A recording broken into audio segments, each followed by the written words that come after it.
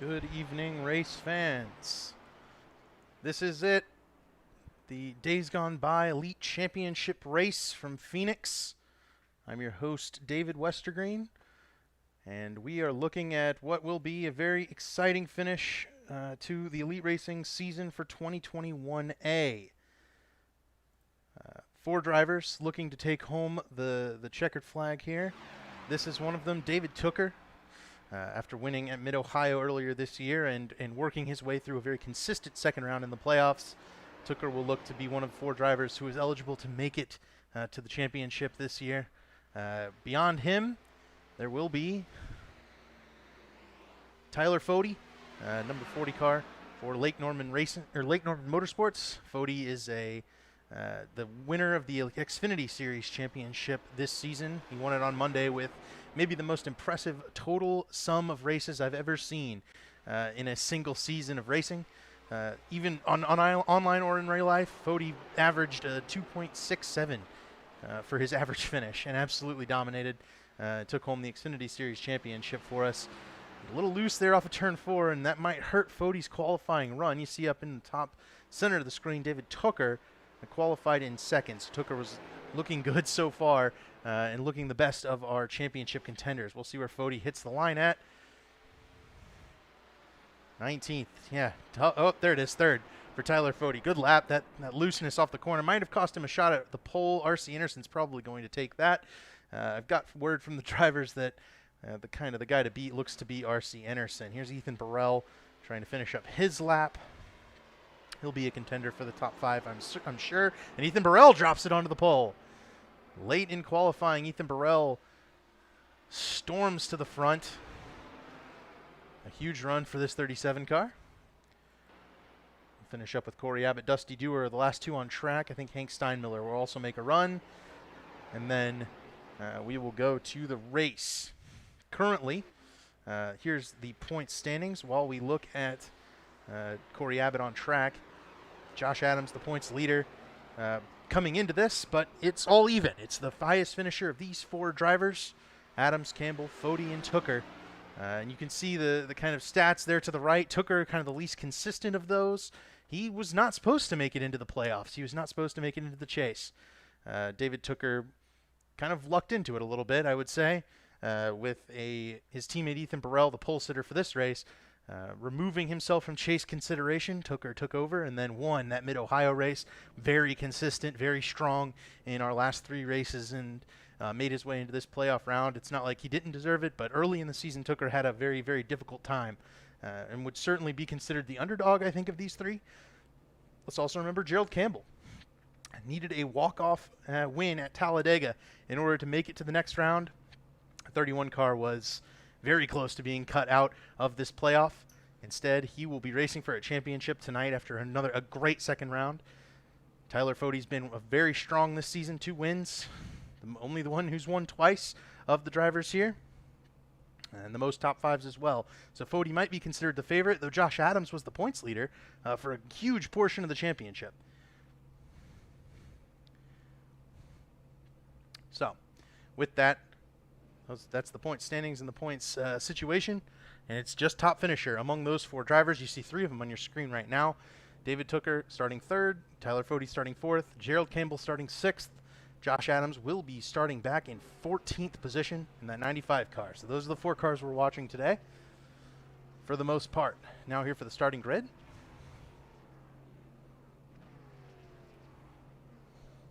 Ethan Burrell, R.C. Anderson in the front row. That's not surprising. They were top 2 in practice as well.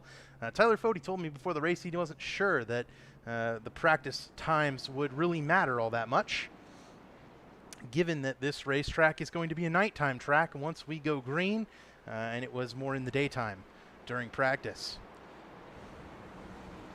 Tyler Fody, Tooker, we've addressed them as well. Those are 2 championship contenders that we'll be keeping an eye on, as well as Gerald Campbell. Scott Crump will start 5th. He's been in and out of the series this season, but he'll look to rebound with a good final run. Matthew Weeks starts in 7th. Jared Rexing starts in 8th. A couple of former chasers, and that is the battle for 5th in points right there. Andrew Rucker, Jordan Owens. Jordan Owens with a great qualifying run. Looks very fast in that 16 Bobby Labonte car. We're getting ready to go green, though, so we'll finish off the grid and get ready to go.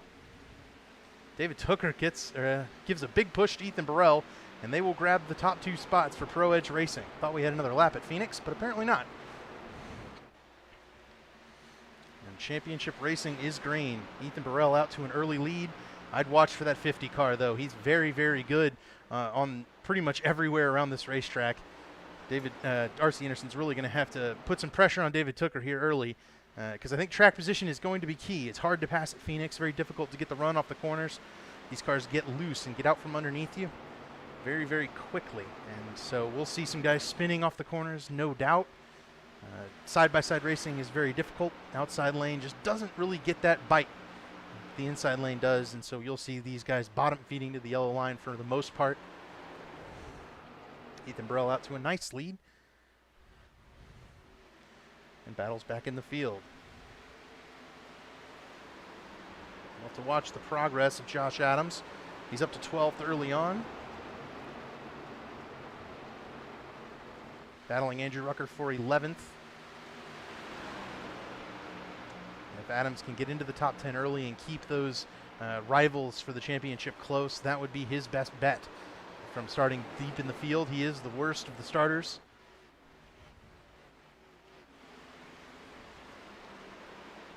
All this behind Jordan Owens. You got Chad Frankenfield there running the Mark Martin colors in that 15 car from like 1997. That's a very beautiful paint scheme. Don't know if we're still giving out the Paint of the Race award, but it might go to Chad for that one. Excellent colors as Adams does complete the pass. On Rucker. And Frankenfield follows him through. So last year's champion unable to defend his championship this season, but you know, he was good this year, but kind of threw it away in the last round. Definitely didn't have the kind of round he would have wanted. And I'm sure Chad kicking himself a little bit, though that car does not seem to be nearly up to the same level of snuff as some of our other championship contenders, including a battle for 4th between Campbell and Fody. Fody trying to hold his own on the outside lane. You wonder if the tires might wear a little bit running up there. Gerald and Fody, 2 guys who really want this championship. Fody hasn't gotten the Cup Series championship yet. It's the only series in the Elite Racing League that Fody hasn't nabbed a championship in. Gerald Campbell is a former champion of this series, the 2020A champion.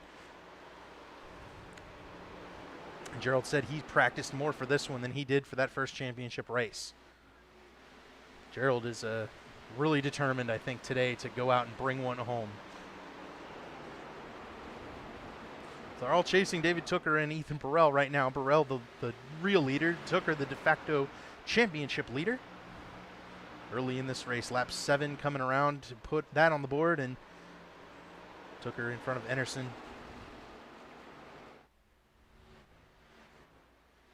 Mostly single file throughout the field here. 28 drivers entered this race, which is a decent car count. We were down to about 25 there for a little bit, but we've rebounded. Add guys like R.C. Anderson, who came back from racing in Indianapolis. You might recognize that name, R.C. Anderson. He attempted to qualify for the Indianapolis 500. His team was a little down on power. That came together, he said, like 5 weeks before the 500, and the week of the qualifying, they were still putting parts on that race car, and still managed to get up to 227 miles an hour on average on 4 laps. Just could not get the thing in the show. And they were battling the likes of Team Penske to get in. Will Power was in that final qualifying round with R.C. Anderson. R.C. comes and puts a spanking on the Elite Racing drivers every now and again. Right now he's kind of getting beat by these Pro Edge guys. David Tooker really liked his long run speed in practice. Told me it was he was worried about the short run, but that restart really put him in a good spot. He's able to be in front of the chaos and click off clean laps. R.C. Anderson behind him, that's somebody he knows won't run him all over. R.C. might also trying to save his tires, and with Ethan Burrell setting the pace in front, it's a really good situation for David Tooker to be in early in this race.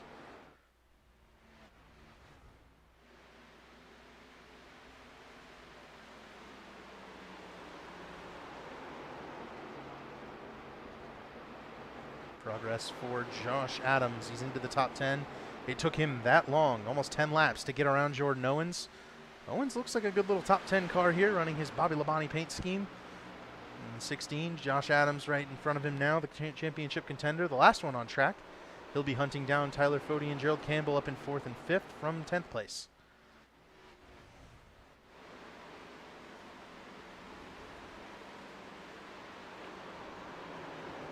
For the most part, if you look on the spoiler and the splitter of these championship cars, you'll see the white one. Those are the ones denoting those championship cars.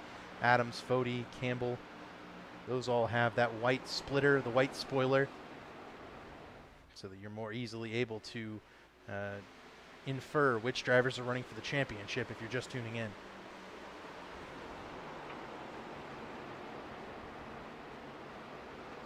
Get back in the field a little bit here. Battle for 20th. Hank Steinmiller all over the back bumper of Alec Balvans. Josh Clark just in front of them. I was expecting Steinmiller to have a little bit better run than he is having, though Hank has a little bit of a wheel issue. Hope we get that sorted out. He was really tight in practice, having big struggles that other drivers, he said, weren't seeming to have. So tough break early on for Hank Steinmiller. You got Zishan Dura back here, and Zishan, an interesting story, is Balvans slides it sideways exiting turn 2. He'll lose a couple of spots.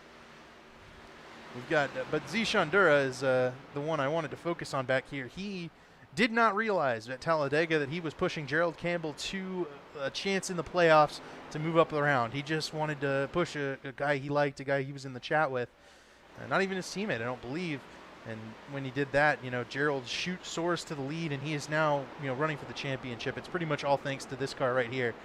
Just a huge, huge push from Zishan on that last lap. Just a fantastic story and a great finish there at Talladega. Right behind Zishan, Michael Goodman running the, I believe this is the J.D. McDuffie last car Chevy.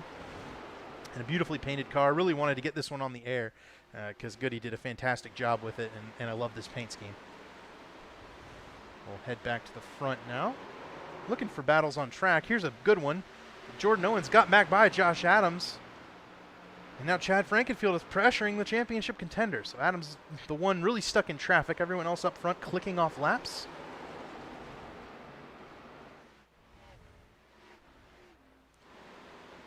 We'll see if Adams can get around Jordan Owens, defend that spot.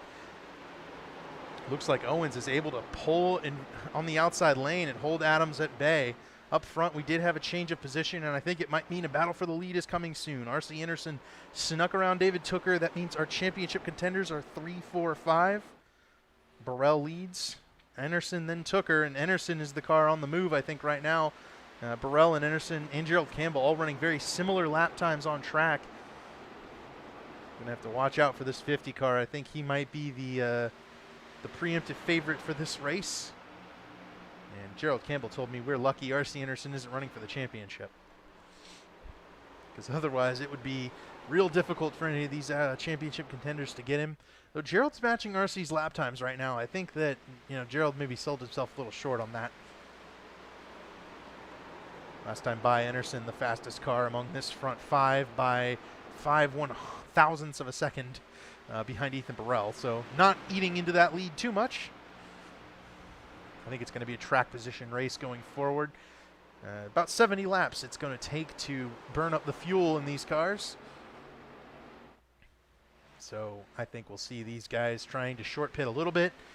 Maybe lap 60 we'll start seeing the first guys come down pit road, and then lap 70 to 73, 74 we'll see the final set of drivers come down. That, if you notice from the lap counter, 156 laps tonight, that will not be enough to make it on one stop. You will have to stop twice. So I think guys are going to set up their pit stops accordingly, try to divide this race, work backwards, as it were, maybe a couple of 50 lap runs and a 56 lap run, something along those lines, because you don't have to run 75 laps just because you can here, because that will not get you to the end of the race without some caution help at the very least. Looks like the front 3 now pulling away from Gerald Campbell a little bit. And Anderson is closing in on Ethan Burrell.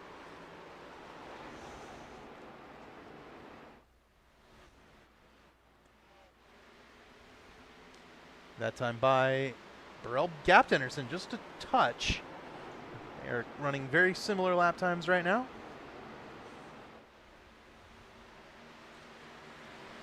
back for a battle for position. There's one right here. Caleb Thompson, Josh Personette side by side. Richard Hines back there. You see Jeff Green and Josh Clark also battling in the foreground. The best races on track back here in the mid-pack. Thompson takes 15th from Personette. Hines will look to follow through. Caleb Thompson was very impressive last week at Atlanta. Ran up well into the top 10 late in the race before getting taken out in an accident. Thought he might have had something for him there when they got that caution, but it was not to be. Still a good run for this 04 car. Just in front, Josh Adams has lost several spots. He might even lose a spot to Chuck Sweeting. Chuck is coming from, I believe, pretty deep in the field in the starting grid, as he usually does, up to 13th already. And Chuck left the playoff. He's missed a couple of races and ended up not getting an opportunity to race his way into this final race. Disappointing, because every time Chuck comes out, it's always exciting and putting some pressure on one of our championship four. Adams just hasn't had the speed since we've gotten to Phoenix, and that's definitely concerning for any Josh Adams fans out there. He's going to give it his all, you know he is, but I think what Adams is going to need to do is take 2 tires, try to get up into the top 5, make it a track position gain at some point during this race. You know, the green flag nature at Phoenix does not help when you're this much slower than your competition, but what Josh needs is some cautions, and we may get some. The way these cars are sliding around, I think we'll have every opportunity to grab a caution sooner rather than later. Incoming battle for 9th. Owens, very quick. This Bobby Labonte throwback number 18, rather 16. Hunting Josh Robin down. Robin blinking a little bit. Robin was our winner in the Bristol feature at, the full distance Bristol feature. Other than that, Robin just really hasn't had much of a season to write home about. Had been involved in a couple of wrecks while running up front. Otherwise, a fairly consistent, 12th to 15th place car. He'll get better runs than that, but he just seems to have run into trouble a good bit. Almost made it through. In fact, funny story, David Tooker, aside from his win at Mid-Ohio in the first round, did not have very many points. And the first tweet sent out for the second round of drivers announced Josh Robin in and David Tooker out when Tooker was already locked. Ooh, Owens sideways there, using the apron a little bit. It's not slowing him down that much. The 16 car looking very sporty tonight. Also saw a battle back here between Clark and Hines. I think Hank Steinmiller just snuck past Hines. Oh, we got a spinner and a caution. It's going to be Chuck Sweeting in the 75. He'll keep it going, but that will bring out our first caution of the day. And that will create a scenario where everyone can make it on one more stop. So that eliminates the drama of green flag pit stops at 70-plus laps. And Chuck, a slow loop, he'll gather things back up. We'll take a quick look. See what happened to Chuck Sweeting. I think it was pretty apparent, though. Yep, just got loose there coming off of turn 2. Almost gathered it back up, but then he couldn't. Luckily, iRacing throws the caution for the slow car in the dog leg at Phoenix. Didn't last Monday for us at Atlanta. Caught me and many others up in a wreck.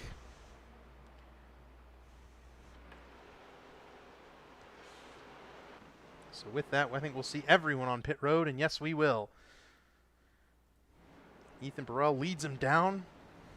And we'll have to watch these championship contenders. They're going to all pit kind of right next to each other except for Josh Adams. And this is where I think Adams might be well serviced to try something to get some additional track position and make it up with these first 3.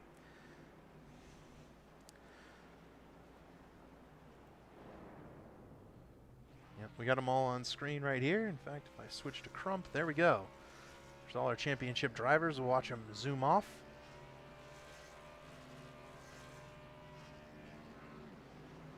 Campbell the first down and away. And Will Campbell beat him out. Close. David Tooker's going to get in front of... Oh, no, Campbell does beat David Tooker out, it looks like.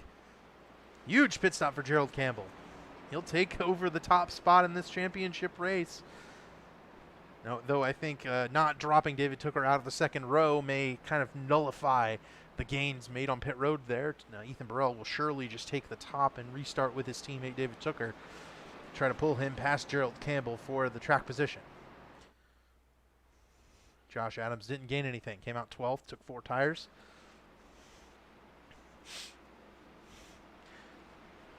Quick look at the battle for 5th. Matthew Weeks and Jared Rexing are close together on track, 7th and 10th. Rexing over Weeks, but Weeks does have a 9-point advantage on Jared Rexing. Weeks told me he wants to get 5th in this championship. It's the best he can do, and the 11 car looking pretty good. Looks kind of like the Sports Clips cars that Joe Gibbs likes to run. Jordan Owens there solidly in the top 10 in that 16.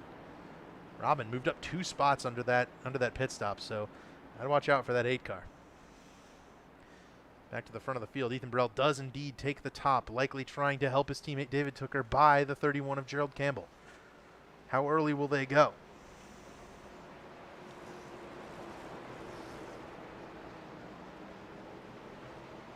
There it is. Ethan Burrell and David Tooker go at the same time. Rennerson will hold the inside on Tooker, though, and so that drops David Tooker right in front of Gerald Campbell.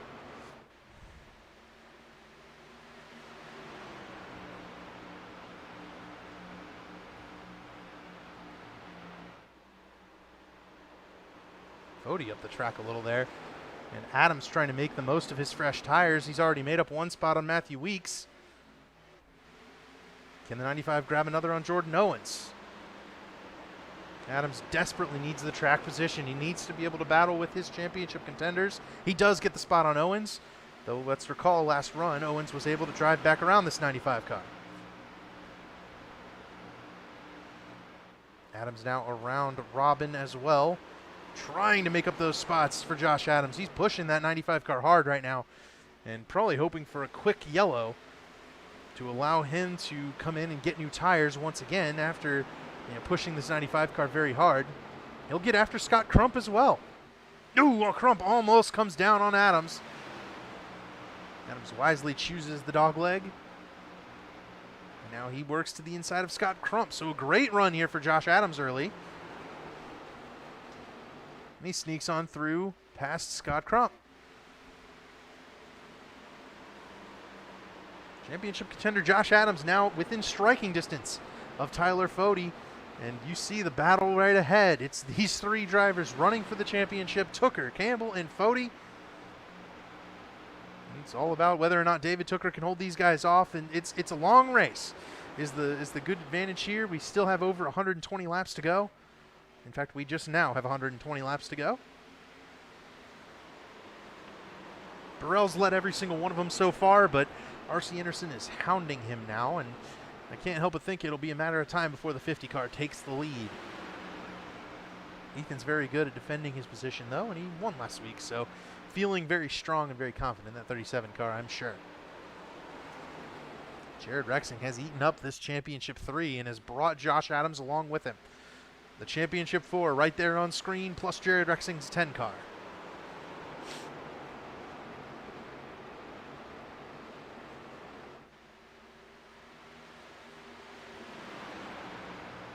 Tooker pulls away from Gerald Campbell. That was a really good corner and straightaway by Tooker.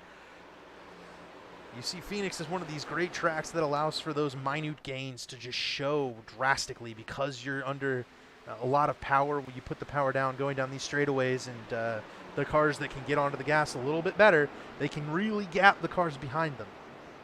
When cars are running this close and this similarly together, you know the drivers are pushing at exactly the same amount.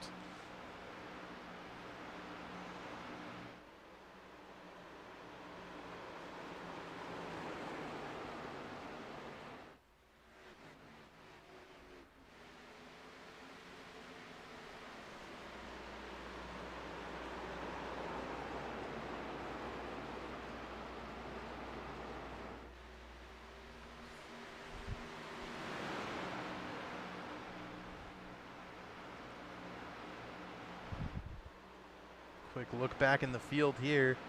This battle is not even a battle any longer. Hank Steinmiller up to 12th. That 63 car has really come alive the last couple of laps. He's up a number of positions. And this backpack running mostly single file. I think maybe the only battles right here in front. Chad Frankenfield, Scott Crump kind of running side by side, door to door. Chad and Crump looking to decide that 8th position. Give it to Frankenfield for now. Crump battling him hard. Also, big change of position here. Rexing went underneath Tyler Fode, unable to complete that pass. Fode having to defend from the high side, though. Not what Tyler Fode's wanting to do. He wants to save those tires and try to make a run at him on the long run. Rexing a little sideways off the corner, and Adams is right there to pounce on Jared Rexing.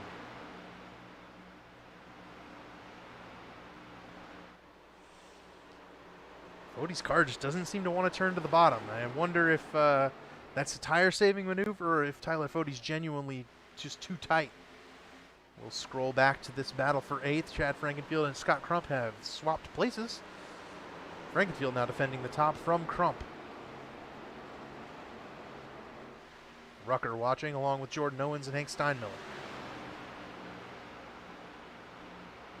All this well behind our Championship 4 and the race leaders. For 8th, it is a tight battle. Rucker sideways off the corner. He's had to check out of the gas just a little bit there, and that allows Jordan Owens to get alongside. He'll think better of it. That actually opens the door for Hank Steinmiller. Frankenfield does finally clear. Steinmiller unable to really capitalize on the Owens mistake. And all 3 of them retain their single file position. Boy, Robin ended up 13th out of all that. A great pit stop for Josh Robin. Picked up a lot of spots, but was unable to really capitalize on it there. Matthew Weeks, Caleb Thompson, Jeff Green. The next 3 on track. Meanwhile, back up front, R.C. Anderson starting to kind of hound Ethan Burrell a little bit. He's kept the gap very close this run since David Tooker wasn't able to get between he and Ethan. RC just trying to add that pressure for Ethan to run perfect laps.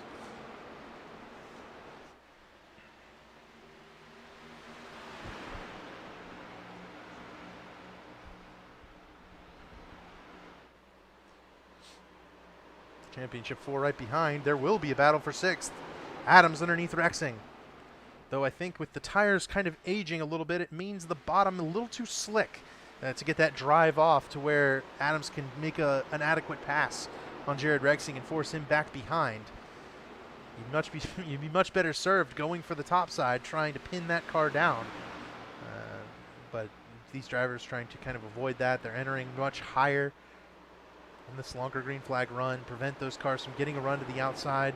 Rexing's running that top lane. He intentionally went up there.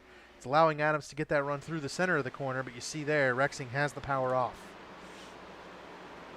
Fode just ran the top to protect against Rexing from jumping to the outside. Very much a track position race, very difficult to pass. We go back up to the lead, Burrell over Anderson. It's been about this gap all night long so far. And the pass just hasn't been able to be made by by R.C. Anderson on Ethan Burrell. That time by Burrell, 0.06 of a second faster than R.C. Anderson. They have been evenly matched through the course of this race so far.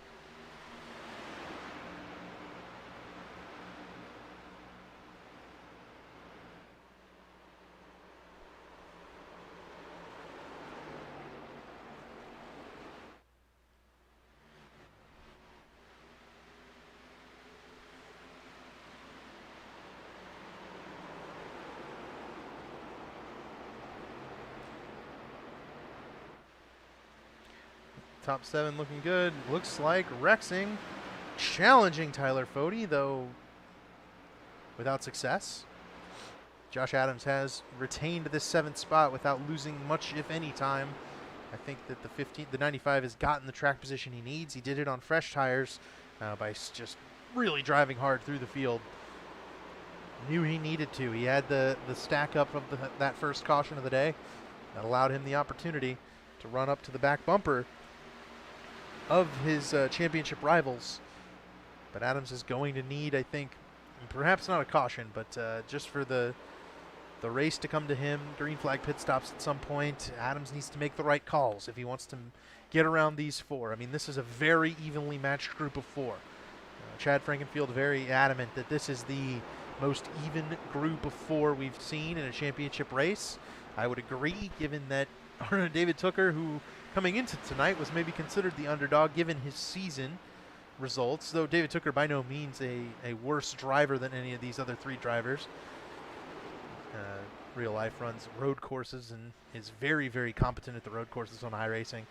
Not nearly as good on these mile-long tracks, mile-and-a-half tracks, but serviceable enough to, when it counts, to get the job done. David Tooker was in position last year, in fact, to advance to the next round. Ended up getting spinning out of third from a must-win situation at Nashville Fairgrounds Speedway, unable to make the final race.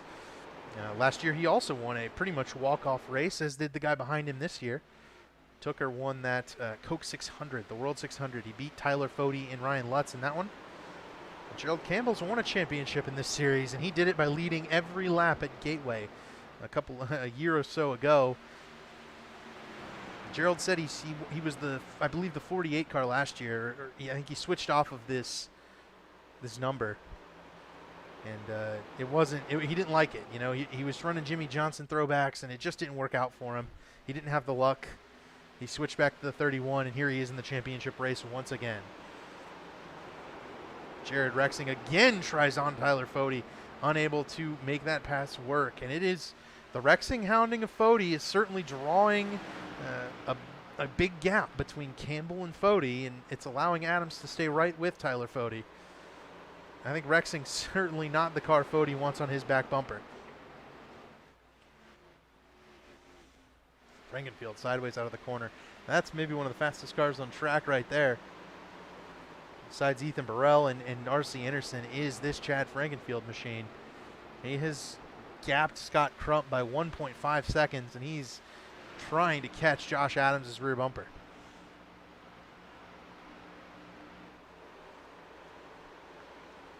Really driving this 15 car hard. I think Chad's going to short pit. He tends to do that. And he knows that he can push and abuse those tires just a little bit more than maybe those guys in front of him are, because he's going to make that pit stop. But he's the only other driver besides Ethan Burrell right now. I guess David Tooker actually is also running 28 threes, and this is a full second off their fastest laps of the race. Rexing again tries underneath Tyler Fody. Side by side at Phoenix on old tires is a recipe for disaster. Fody able to hold on and remain steady. Rexing's going to get him, though, finally. Fody, I think, let him go and slides in behind. Adams sideways. They were losing tire for sure, and they were losing ground to Campbell and Tooker. Fody does the smart move there, and you're not battling Jared Rexing for anything. Fody's battling the two cars in front of Rexing. So if anything, Tyler Fody's hoping Jared Rexing will go up there, put pressure on Gerald Campbell and David Tooker, and draw them back to that 40 car. Chad Frankenfield has caught this pack, and that is an impressive drive from that 15. He was well behind after getting stuck battling side by side with Scott Crump.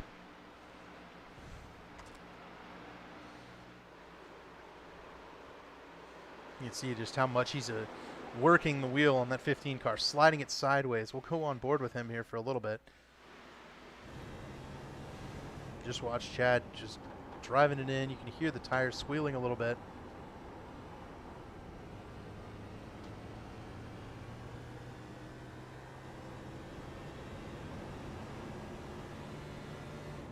This is the corner. I just wanted to see how much harder he was driving. And yeah, he's really, really pushing it through the center of these corners. Adams a little loose in front. By contrast, let's go on board with R.C. Anderson here. Nowhere near as much tire squeal. Very smooth.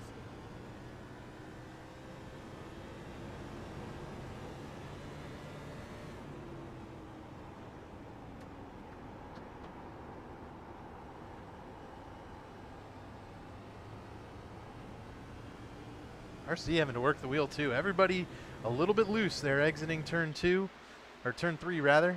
It's turn 2 now. They're off turn 4, you know. They haven't modified Phoenix in iRacing yet to match its current real-life configuration.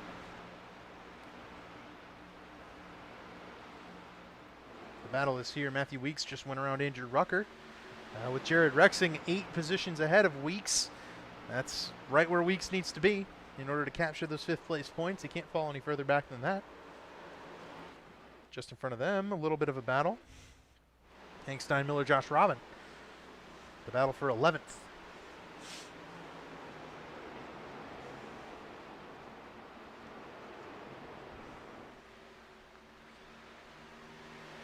We also have this stream of cars here. Michael Goodman, Josh Clark, Richard Hines. All single file, all minding their P's and Q's.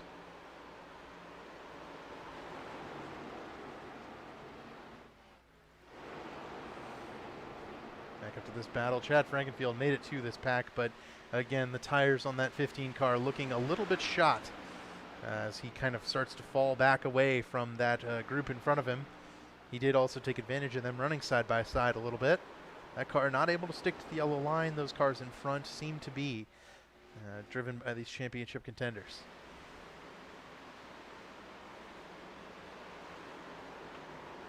Ethan Burrell is actually opening it up a little bit on R.C. Anderson. This is the biggest I've seen the lead. Half a second between the 37 and the 50.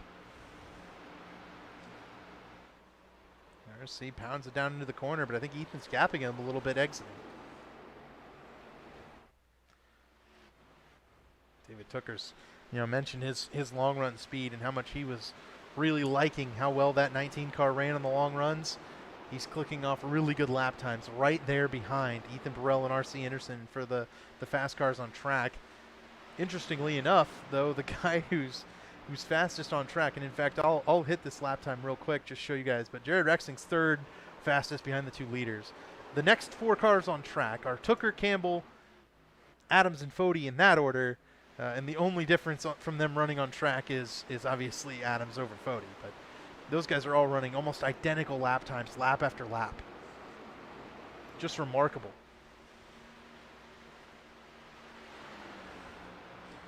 That time through, though, Tooker and Campbell gapped a 10th on Fody and Adams. So looks like the order right now is pretty good in terms of the speed of these Championship 4. David Tooker has really brought a good piece tonight. I've spent all night talking about all 4 of them, so I don't want to hear anything about a jinx. David Tooker's car looks really strong here, 67 laps into this race. But he's going to have to finish it off with just under 100 perfect laps.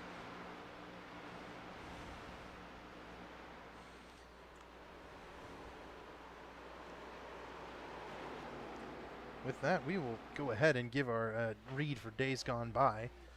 Bringing the past to the present, Days Gone By Vintage Apparel has you covered with vintage shirts, hats, jackets, and novelty items from all motorsports platforms. Take a walk back in time today by checking out Days Gone By Vintage Apparel on Instagram, Twitter, and Etsy platforms. Days Gone By is one of our premier sponsors, but they have sponsored this race and a lot of the drivers in the field, and they have done a marvelous job. You'll see them on the quarter panel of Tyler Fody's car, that orange logo there, as he battles with Josh Adams. They have been huge supporters of this league and huge supporters of a lot of our drivers. I know he's not in the race, but Tate Lytle runs a Days Gone By car every week. Fody runs their logos on that car, and you might have seen Fody featuring an orange car this year, and that's because Days Gone By has been on board all season long for this 40 car. And they've gotten their money's worth for sure in terms of time that they've spent on the screen, because that car has been up front in the entire Xfinity season, and he's been up front a large part of this Cup season. He's looked very, very good, both tonight and every race. It seems like Tyler Fody is just always really good. He's a good teammate. He's a good driver, and it's always a pleasure to learn from Tyler Fody. The problem for Tyler Fody right now is Josh Adams is hounding him for 6th place, and that would drop him to last among the Championship 4 if he were to lose that spot. Not the goal tonight for Tyler Fody. He wants to win this championship, and all these guys do. There's a $400 payout to the champion, a pretty sizable sum, all things considered. We can only do that through our sponsors. Those C2 Freight and Rich Florist have just been incredible partners for us this year. SMRI as well. Jordan Owens has brought SMRI on board. He's running in the top 10, and you can see the car he sponsored there, Josh Robin, right behind him. Another car back in there with SMRI on the hood is Matthew Weeks. And then a car back here who has C2 Freight on the hood, Jeff Green. Green has brought C2 Freight, and we really appreciate everything Jeff Green has done for the league and that C2 Freight has done. We've been reading their ads all year long. It's been a pleasure, and they're a great company. They're able to help us out and get the read up.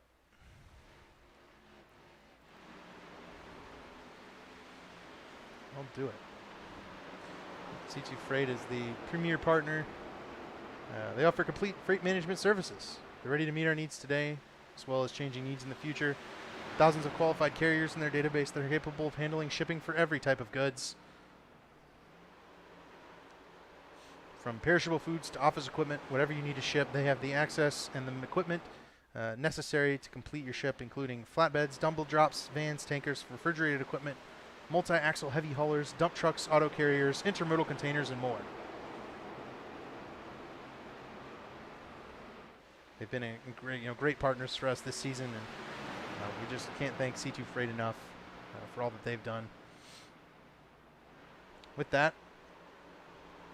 the lead is growing for Ethan Burrell. He has been dominant so far today.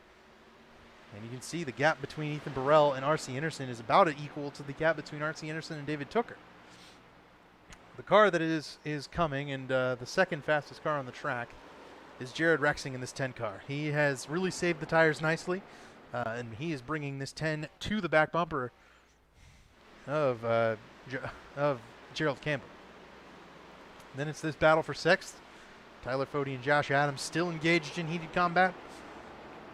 And right behind them, Frankenfield and Crump going at it once again.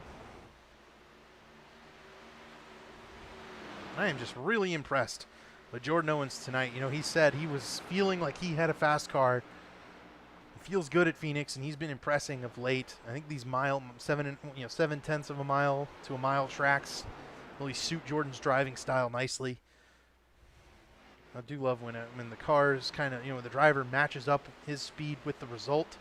So we hope that Jordan finishes this thing off strong and is able to capture this top 10 run, which he is certainly earning so far today. Back up front to this battle for sixth among a couple of our championship hopefuls, battling for third in the championship 4. And I know it's not the place either of these guys wants to be running tonight. We think back to New Hampshire. Josh Adams leading on the final lap, trying to lock himself into this race right here to get that championship run. Tyler Fody bumped him out of the way, claimed the victory for himself. Interestingly enough, finishing third in that race was David Tooker, which likely was enough points right there to lock him in or at least prepare him for a good final run in that round. So not only did that position allow for David Tooker to make it into this race, but gave him an extra point where Fody moved Adams out of the way. Tooker only finished, I think, 3 points ahead of Matthew Weeks last week.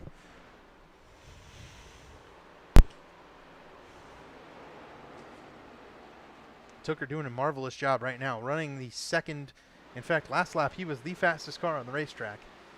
This lap he will not be the fastest car on the racetrack. In fact, Gerald Campbell caught him a little bit that time. We're about 50 laps. And just now, that lap by is 50 laps. We'll be crossing to 51 here on this set of tires. So I think you could possibly see these guys consider, as soon as this pit window opens, we'll see some guys maybe try to short pit and come down and try to make up some gap. I do think that it seems kind of unlikely that we'll see anyone for maybe the next 20 laps or so. Took her a little sideways there off of turn 2. I wonder if that 19 car might have been overdriven just a little bit. Ooh, Dusty Dewar came out of pit road right in front of leader Ethan Burrell. Dusty pulls it down, allows Burrell to go by. A respectful move by the lapped machine. Dewar's got Dayz gone by on the hood and quarter panels of that car as well.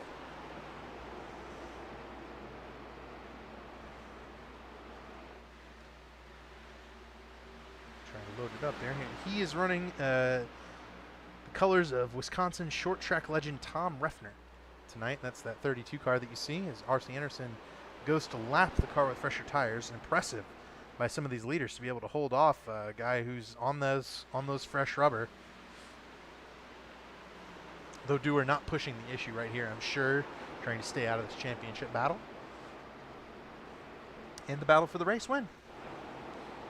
This battle rages on back here, though. 6th place, still Tyler Fode, Josh Adams, Chad Frankenfield, Scott Crump.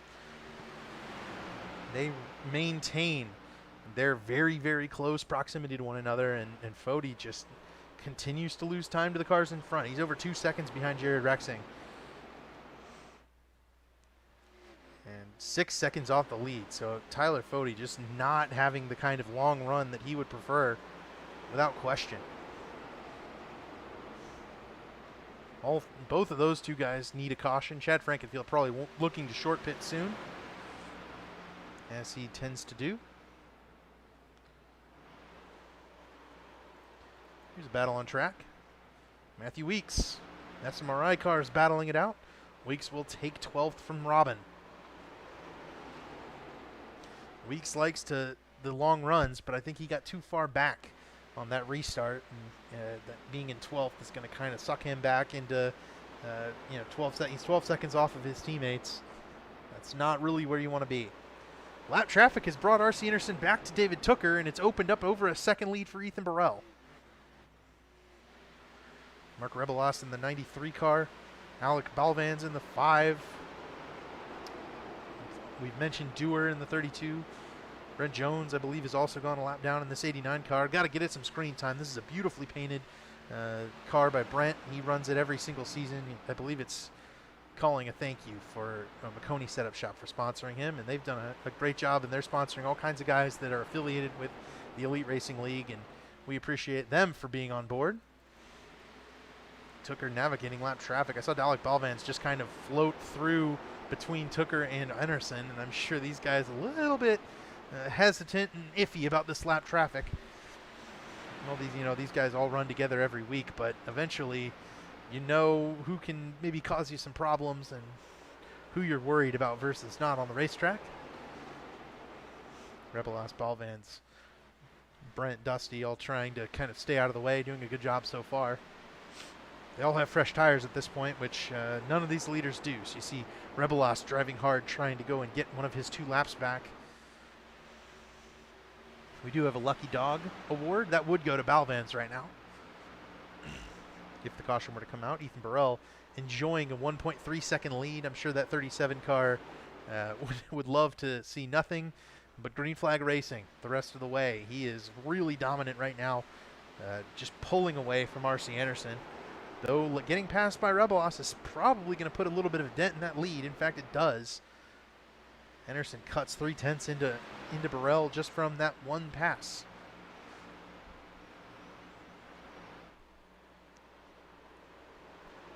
Back in the battle for 6th place. Fode's pulled away from Adams ever so slightly, and Crump has gotten around Chad Frankenfield.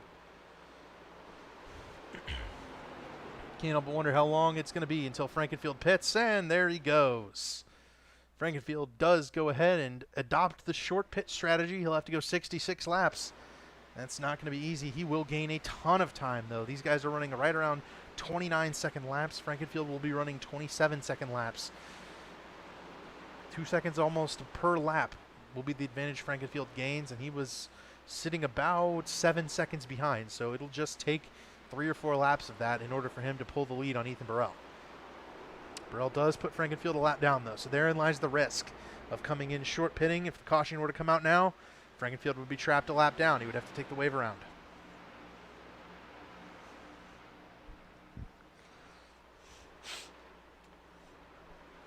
So with that, this battle rages on back here. Hank Steinmiller, Jordan Owens, Matthew Weeks.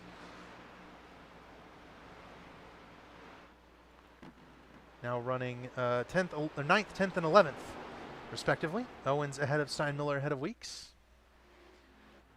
And you can see as Steinmiller tries to jump to the inside. I think he might have even gotten a little bit loose there. We'll follow Frankenfield's progress through this group. Keep my eye on everything else happening on track. You see Chad just a great deal faster than these cars around him, and this short pit strategy tends to work well for at tracks it's difficult to pass. Chad Frankenfield trying to make it work here at Phoenix. Robin almost hit the wall. That car's starting to get evil on Josh Robin. And I wouldn't expect Frankenfield to get a full 10 laps or so before other drivers start to pit and take advantage of it. The window is open to make it on one more stop. I know guys like Tyler Fody are going to run the tank dry, but all it takes is one mistake by any of these guys while Frankenfield is lapping past them. And as Robin comes into pit road now, and that'll bring out the caution and trap Frankenfield a lap down.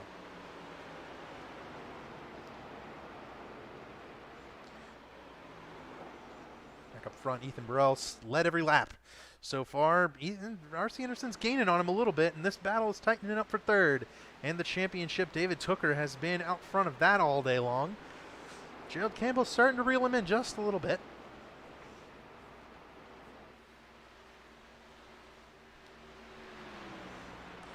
Everyone's starting to think about pit stops. You cannot make a mistake on pit stops. You can't throw away the championship based on a bad pit stop.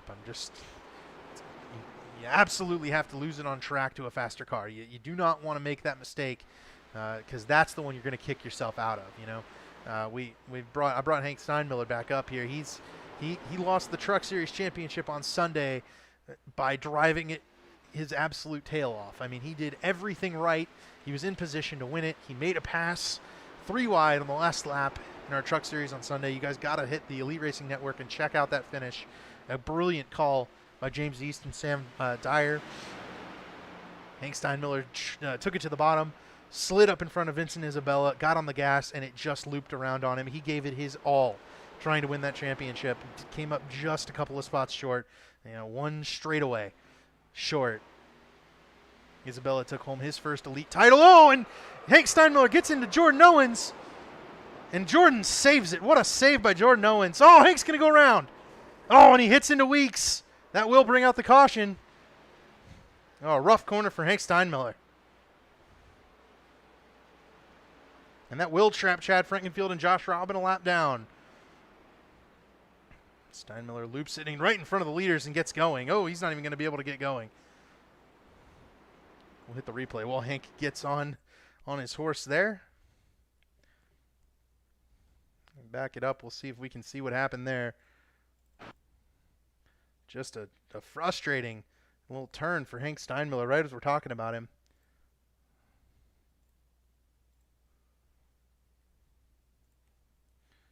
Let's watch it. Yep, just peeked inside of Jordan Owens. Jordan didn't think he was there. And then Hank puts the gas down right here, and the car just loops on him right in front of Matthew Weeks. Nowhere for Weeks to go. We'll go on board with Matthew Weeks here. That battle for fifth, looking less and less likely that Weeks will be able to pick that up. First off, let's actually go on board with Jordan Owens. I think that'll be the play here. What a save by Jordan. Let's look at this piece of driving. Kept the wheel straight, turns it back to the right a little bit, lets that thing correct itself. And watch Hank spin in front of him. Woo. Great save by Jordan. He'll still have an opportunity at that well-deserved top 10.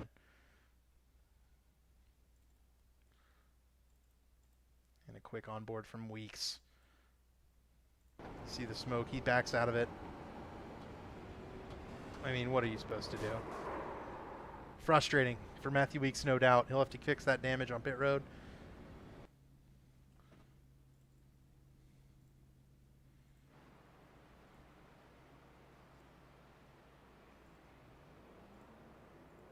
Oof. Weeks heads off. No doubt frustrated over the results there. Hank Steinmiller with a pretty gruesome lap. One of the worst, I think, of the season for anybody, where you spun somebody else and then you self-spun it off turn 4. But Hank's been a trooper this season, especially this past week. I mean, lost 2 championships on late issues, a speeding penalty on Monday, and then that last aforementioned spin exiting turn 4.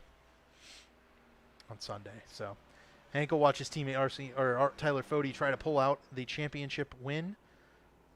Everyone has pitted, and the front 6, 7, 9 cars retain their spots. Chuck Sweeting jumped up because of the damage on some of those other cars.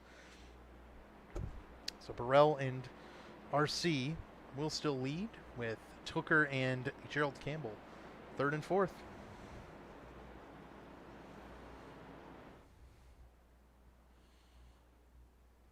And now we will try to hit our Richmar Florist commercial, and we'll be back momentarily.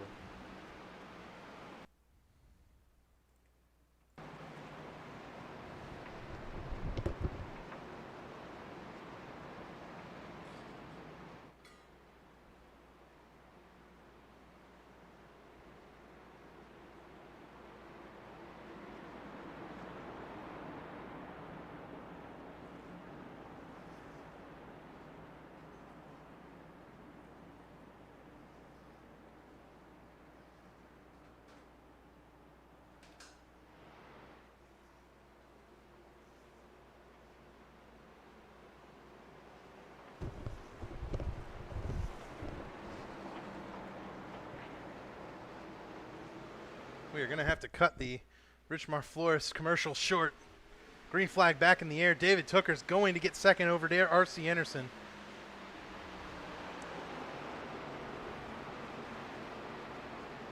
At minimum, he's going to force R.C. to drive that car a little harder than he wants to.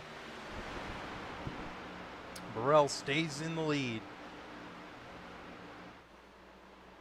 R.C. drifts up the track a little bit. Oh, Campbell sideways. Gerald Campbell spins it off of 4.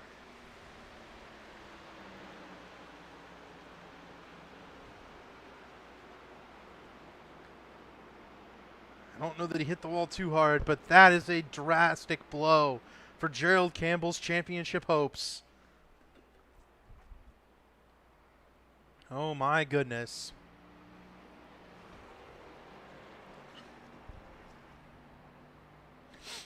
He had been running in 4th all race long. The slightest mistake in turn 4 results in calamity.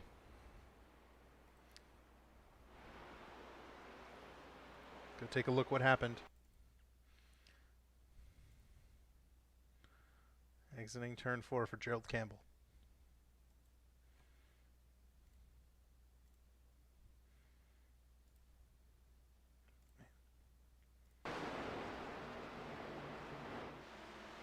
Just loose off there, and my goodness, what a save by Tyler Fode.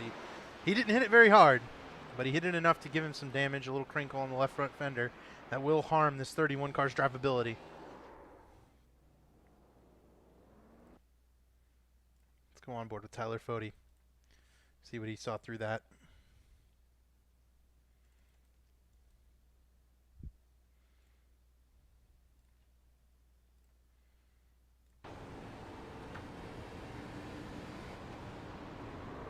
Oh my goodness.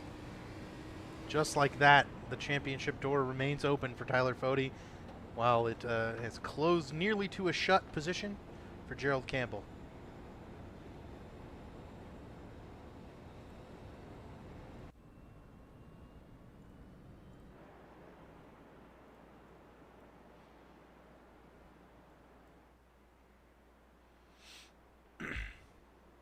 My goodness. So everyone stays out except for Campbell. Campbell does hit pit road. Frankenfield also able to come down and get tires now, as well as Robin among some others. That'll be fairly irrelevant, all things considered. The news is that Gerald Campbell has crashed the 31. It was all by himself.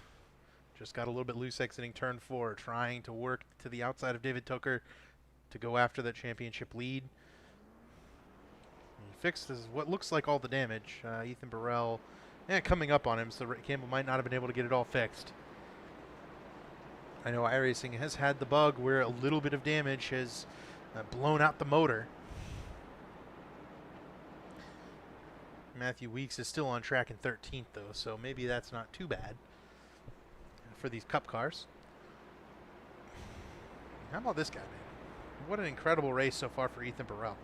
Look at the laps led, 105. We're on lap 106. You know, he's led every lap. Just a great race from Ethan Burrell. Really thought RC Anderson was going to have something for him here, but it seems like RC is a distant second at the moment. We'll see if RC can pick anything up on this restart. You know, it's like we just saw with Gerald Campbell. All it takes is one instant where you make the slightest mental mistake,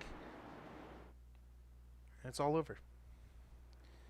Luckily for Campbell, he'll have 50 laps to drive back through the field, potentially get some fortune headed his way.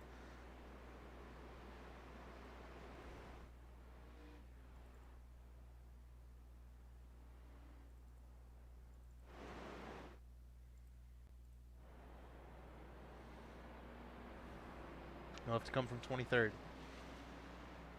get it done, though, and that includes an end-of-line penalty. Oh, David Tooker's off track. What? Did David Tooker lose connection?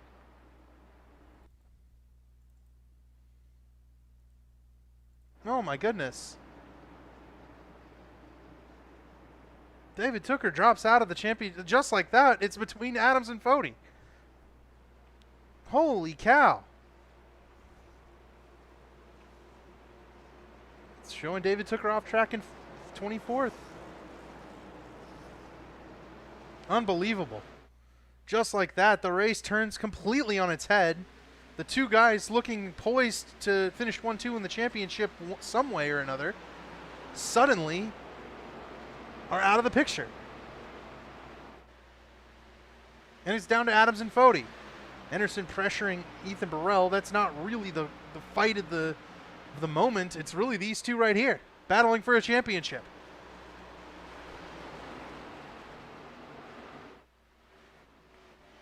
Just like that, the third and fourth place cars that have run there all day long, gone from the race. Tooker shown as a lap down. Just a heartbreaking moment for Tooker.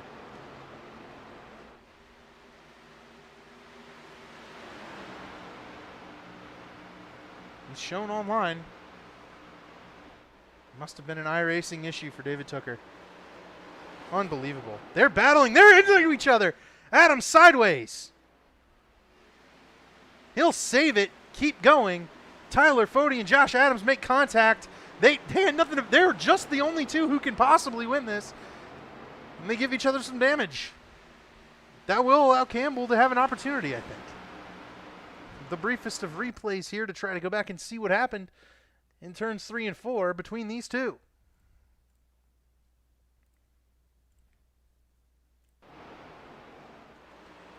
Tyler Fody looks like he's just going to drift up the track. Adams came down just a little bit.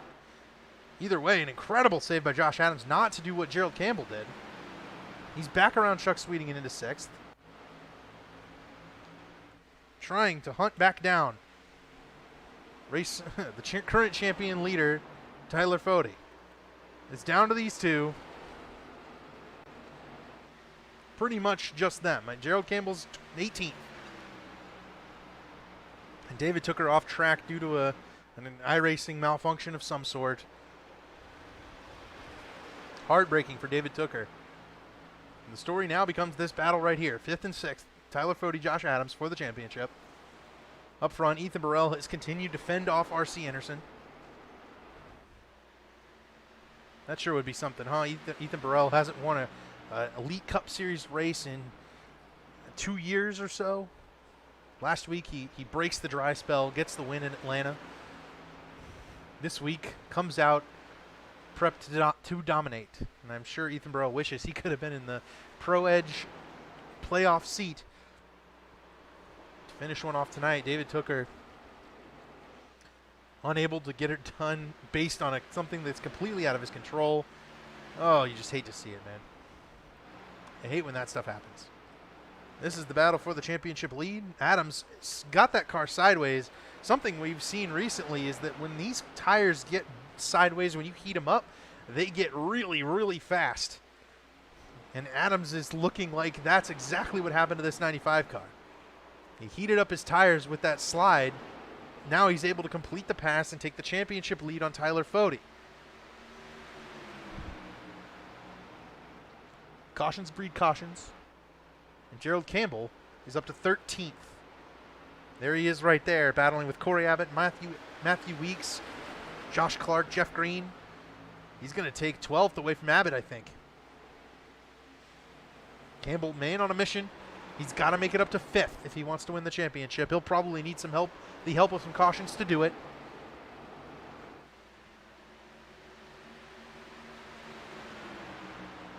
Hey, Adams has pulled away from Fody a little bit too. Fody in the clutches of Chuck Sweeting. I wonder if the damage on that 40 car from that rub might be affecting him more than it's affecting Adams. I mean, it's on the right side of Fody.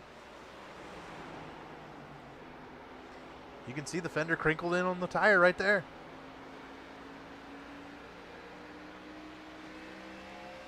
Right rear looks okay.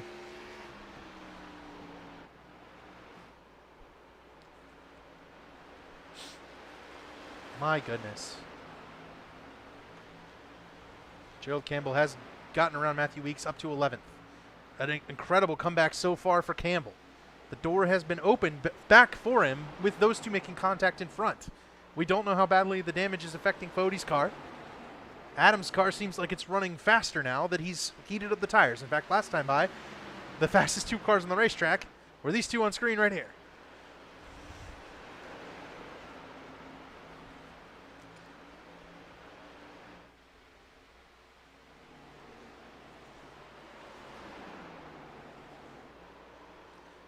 It can't be overstated how good Tyler Fody's Xfinity season was this year.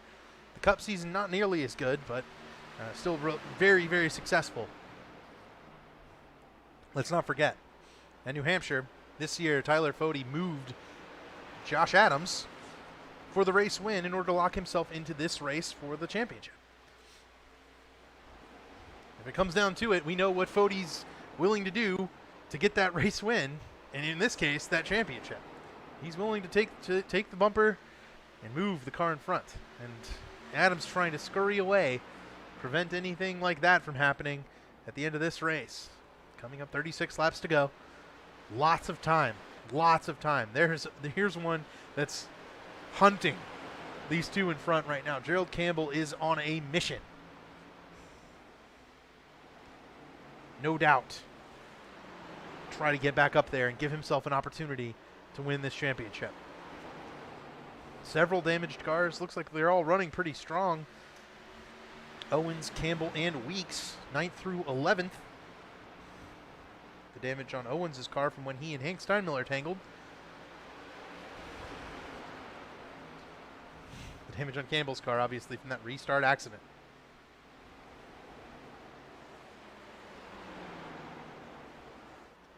Trying to watch the progress of this 31.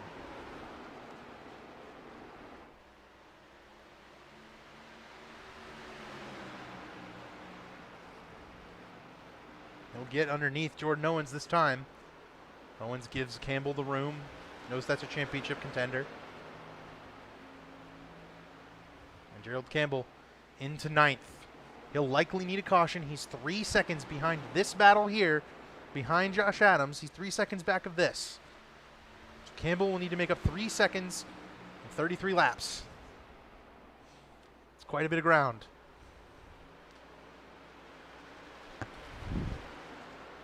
Tyler Fody half a second back and busy holding off Chuck Sweeting and Chad Frankenfield. Certainly having to watch the mirror a little bit is hurting Tyler Fody's ability to drive right now and go after 95 car.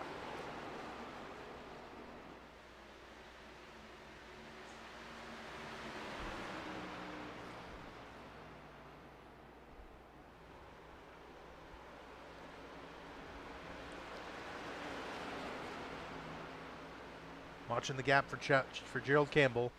It's maintaining at 3 seconds. He's not really eating into this group.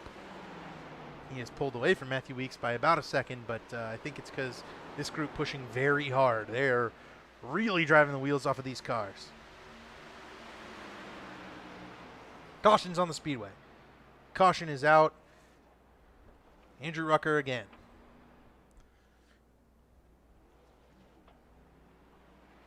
That will mean Hank Steinmiller gets a lap back. It will also mean that Gerald Campbell gets caught that 3 seconds right on back up. And he'll have a chance to win this Cup Series championship.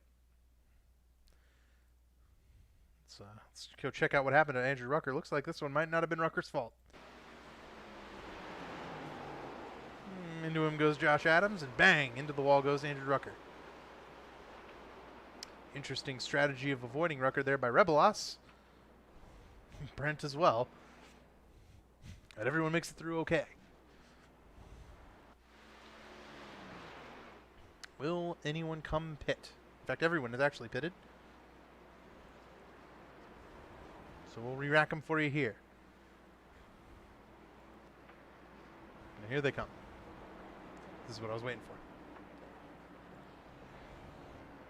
Will anyone stay out? No. Nope. They're good. I think Steinmiller stays out. He's a lap down. All right, here it is. Adams, Fody, Campbell. The only three with a chance to win the championship remaining.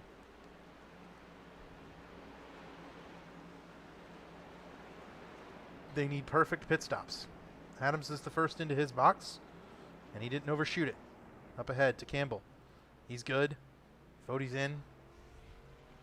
Campbell might have gained some on Tyler Fody. I don't know if Fody maybe struggled a little bit with getting that car in the box, but yeah, you can see Campbell's ahead of him.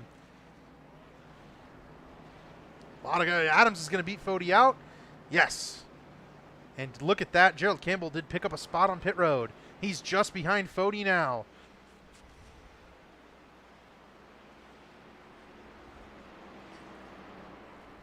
Matthew Weeks leads him off pit road. He only spent 9.5 in the box. I think this 11 car took 2 in an attempt to win the race.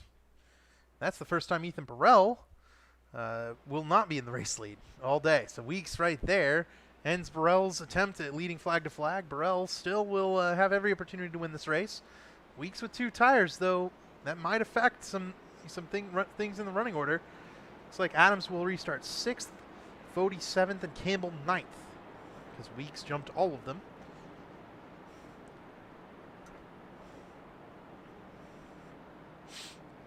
Oh, man. So this one's coming down to the wire. An incredible race it's been. Quickly checking into the YouTube chat, as I finally could.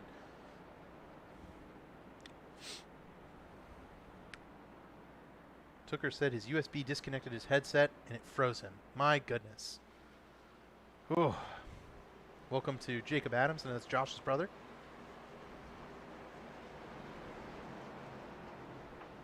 Tate Lytle in the YouTube chat. Everyone can check that out.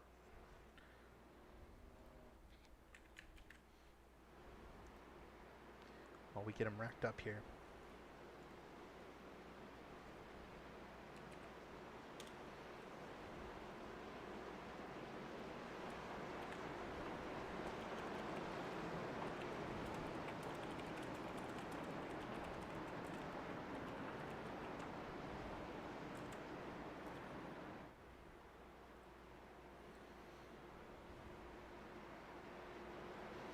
David Tooker said, unbelievable in the chat. Devastated, surely. But all this means that it's between these last final 3, Adams, Fody, and Campbell. We got to watch that one, though. The battle is going to be for the win. Burrell and Weeks likely going to work together to try to pull off this restart. I'm wary of this 11 car. 2 tires can be very loose. Weeks goes. Burrell with him. Evens up the restart playing field there.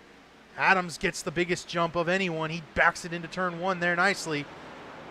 And Weeks holds the lead but goes up the track just a little bit. That'll open the door for Burrell. Ethan to the lead. Campbell trying to get underneath Tyler Fody. He'll do it. Gerald Campbell through. What a pass. Campbell on the charge. He's got to make up back to the 95 car. Remember that 31 was sent spinning. Gerald buries it into turn 1. Fody's back underneath, 3 wide. Caution's out behind.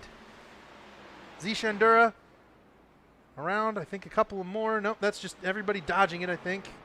Oh, and Zishan gets into Dusty. Gotta whoa up there, boys. Josh Adams was 4th. Gerald 8th, Fody 9th. So Adams the big winner on that restart. We'll go take a look at the iRacing online replay, see what happened to Zishan Dura. It's like a bigger crash than just Zishan involved.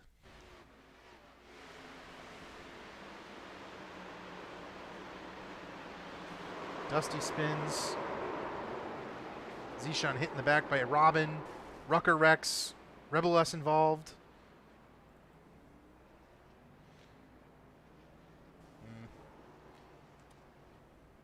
Well, David Tooker back on track. So this re-racks the running order, and I'm sure we'll see a few more of these cautions. It's got Crump Deeks to pit road there, and Josh Adams is in the prime spot. He has to continue to get good restarts, obviously. And that's what this season's going to come down to. It's good restarts, getting through the gears, not overdriving these corners, but being aware, racing these competitors around you that are not involved in this championship. You know, Matthew Weeks not involved in the championship. Rexing, same thing, right? Ethan Burrell, same thing. Those guys are irrelevant in terms of this points battle between Adams. All he's racing is Fody and Campbell.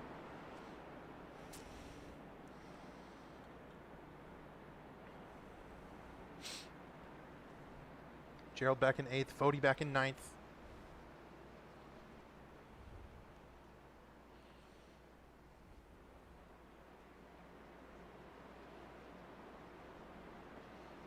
And they will need to make up spots. Or they need, one of those guys in front to get up underneath Adams, wash him out the track, or wash him out and make him lose time and fall back to them. It'll depend on which lane moves as well. We'll have to watch what Ethan Burrell chooses once we do get the one to go. Looks like that'll be next time by.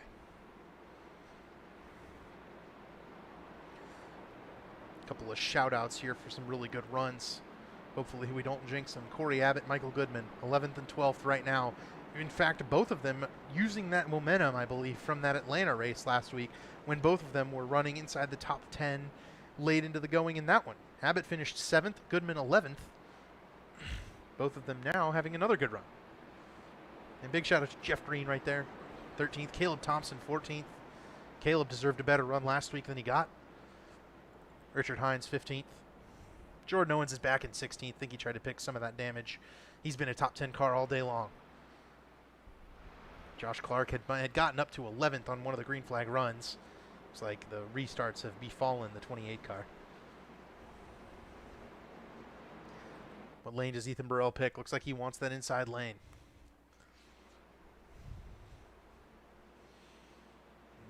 Picks the outside. So that will give the bonus to Josh Adams and Gerald Campbell. Fody's stuck on the bottom, where Ethan may go whenever he so chooses in the Elite Racing League. Josh Adams in that 95 car, the pink numbers. Gerald Campbell, the yellow numbers. Those are the two of the three that are involved in this championship battle. Tyler Fody, the light blue car on the bottom. Those are the three to be watching out for. Everyone else not involved in the championship. That's the Final Four format. David Tooker, 26th on track. He was involved in this championship but disconnected. A frustrating deal with the USB port. So now Adams will get to go with Burrell. And that'll give him excellent track position.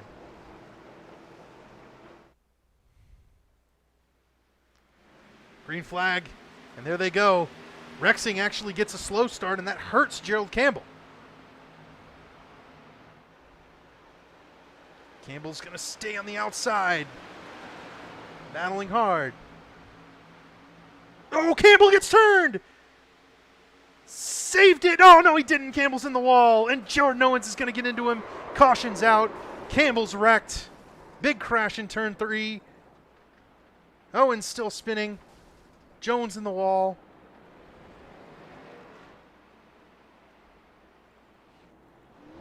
Gerald Campbell, I think maybe a little netcode got him together with Chuck Sweeting, and that's all it takes.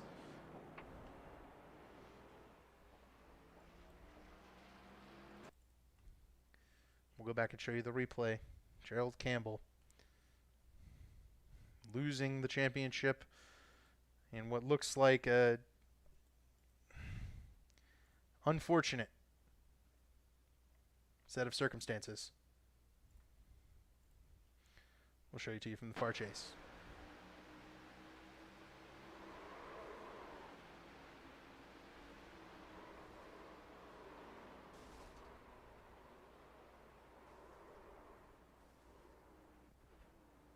Owens and Green with great runs taken out in this.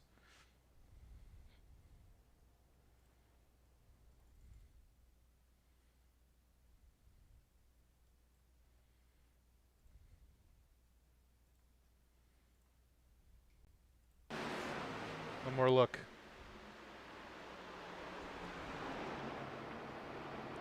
As Campbell and Sweeting get hooked together down the back straightaway. Right there. Tyler Fode sneaks on through on the bottom. And the big crash ensues into turn 3.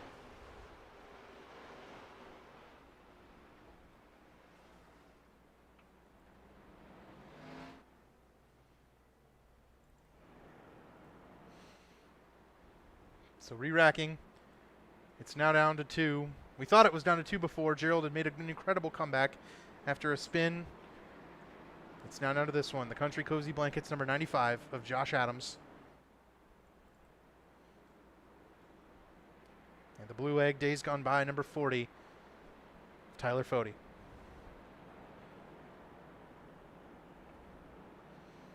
Fode has not been very good tonight. He has struggled compared to what we usually expect from Tyler Fode. Adams has been, bad and then good, I think, is the best way to describe his night. He went from the back to the front. Over the course of the first 50 laps, he only moved from 14th starting spot to 12th. The run after that, he moved to 7th.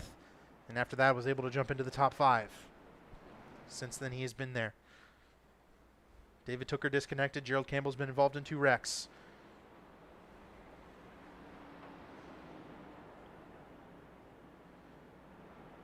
So this will decide the championship. 2 cars. Tyler Fode, Gerald Campbell, or rather Tyler Fode, Josh Adams.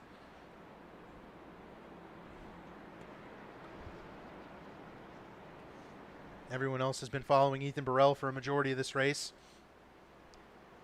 Burrell has led 136 of 140 laps. The only driver who's led any other laps is his teammate Matthew Weeks.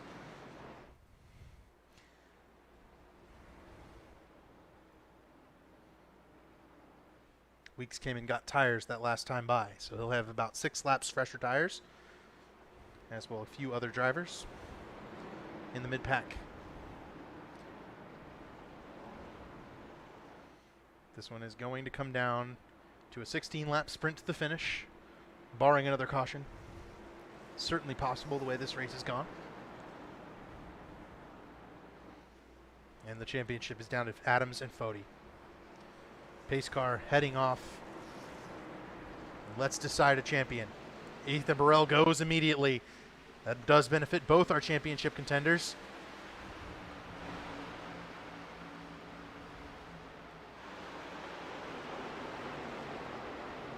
And Adams trying to put as many cars between himself and Fode as he can. Crump's turned into the wall. They'll both dodge it. Caution's back out. Fode and Adams are able to sneak by. Big crash behind Crump and Rexing both. Looks like some others involved. Josh Clark, perhaps. And another caution late in the going where guys just seem to be shoving it way too aggressively there, going down the back straightaway. The second time in a row we've had someone get together on the back straightaway. Looks like Crump maybe pushes up into Jared Rexing. Yeah, maybe. Oh, Rexing's car just stops. Caleb Thompson spins. And he and Clark both save it. Let's see if anyone runs into Clark there. Nope. A fairly minor wreck, all things considered, except for maybe the damage on the 10 car. Rexing's car looks pretty worse for wear. Everyone else okay?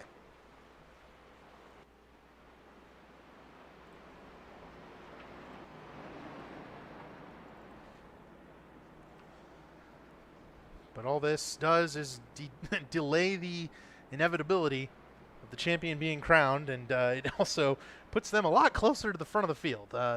Fody and Adams are now 3rd and 4th, battling behind Burrell and Anderson, who have been 1-2 all race long.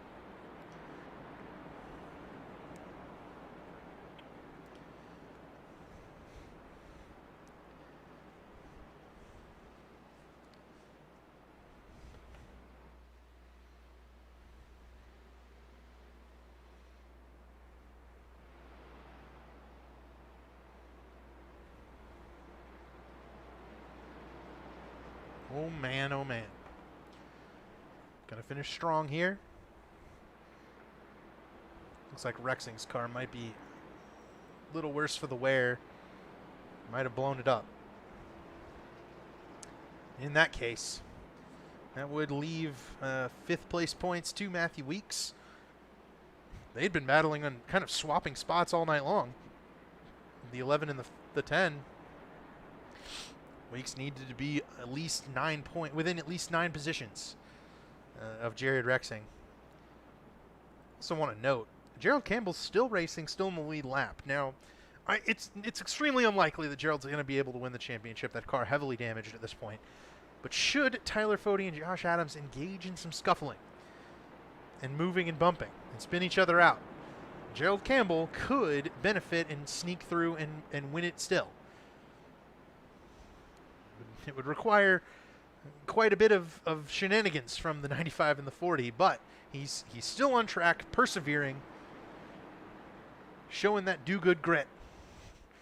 I gotta show Michael Goodman when I talk about that. Goodman loves to throw the do-good grit on there, and he's running 8th. He's doing a good job. Corey Abbott 7th. Those guys really finishing the season nicely. Zishan Duras stepped it up to 9th. The most impressive run Zishan has had here tonight. Been around once, but not the worst for wear in terms of damage. How about Mark Rabilas? Running 10th, trying to finish the season off on a good note. It's been a pretty miserable one for this 93 car. But if he's able to finish it strong, who knows what next season holds. And that's the beauty of being able to step it up and start new. With that, we'll take it back to the lead. Ethan Burrell, R.C. Anderson, Josh Adams, Tyler Fody. The front 2 battling for the win. The second 2 battling for the championship in all likelihood. Frankenfield and Sweeting, hopefully they don't get in the way here and we have a nice clean battle for the championship.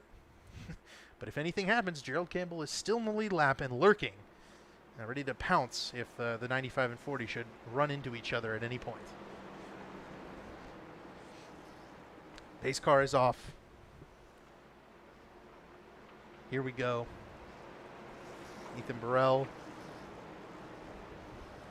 waits this time, now goes. And it does not benefit Adams. In fact, Fody gets a little bit better start. And Tyler Fody clears into the championship lead spot. Oh, no, he doesn't clear, though. Adams back on the bottom. Side by side for the championship with 9 laps to go. They bounce. Adams gave it the bumper to Fody, ever so slightly. Frankenfield now on the bottom. He's going to back out of it, let these two race. Fody trying to hang with Adams on the outside. He won't be able to get there. Adams clears Fody. 9 laps to go. Josh Adams trying to hold off Tyler Fody. Ethan Burrell did clear R.C. Anderson for the lead. Fody trying to get back to the back bumper of Adams. We know Fody will use it. We know Fody will use it on that car. I think Adams might be a little bit more upset this time if the bumper were to be used, but he pulls the 40 through 3 and 4. A great run for Josh Adams. Fody's going to have to find some extra speed and quick. Only 8 laps to go.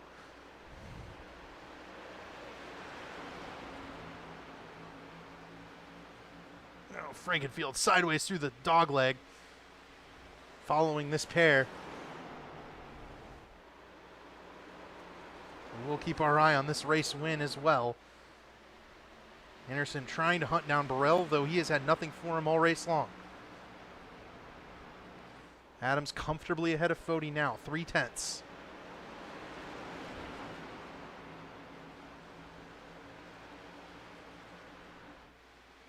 The lap's winding down quickly. Tyler Fody needs some more ground. Really driving it hard into the corner. This is as hard as I've seen Fody drive all day long. It's go time. You have to go do it now. Don't let that 95 car drive away from you. Really driving it in hard. You see that's where Adams is gaining the gap. Pulling Fody a little bit down the straightaways. Fody did get a good run through turn 1 that time, though. Starting to close. Ever so slightly. Fody needs more. I think Adams might have scraped the wall. Ever so slightly. I don't think he slowed down any. They are driving the wheels off of these cars.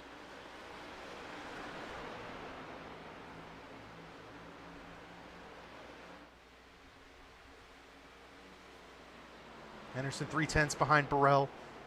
If that gets closer, we'll jump onto it. For now, it's the battle for the championship.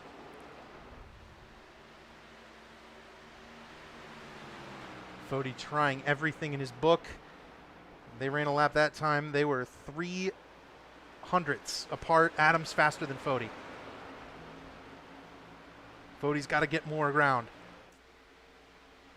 He needs to find a way. What will Tyler Fody do to win this championship?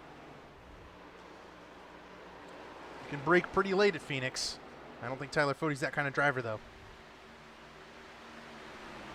Fody's going to try to get there.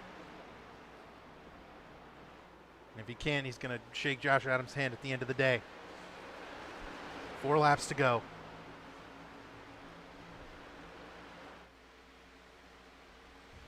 I'm watching this just as intently as anybody else here, man. This is good racing. This is what it's all about right here. The battle for the lead is tightening up ever so slightly. Anderson has gotten to within 2/10 now of Burrell. It's all Josh Adams for the championship. Adams has pulled away ever so slightly on Fody. Now it's up to 3/10 again. 3 laps to go. Fody's got to find 3/10 in 3 laps.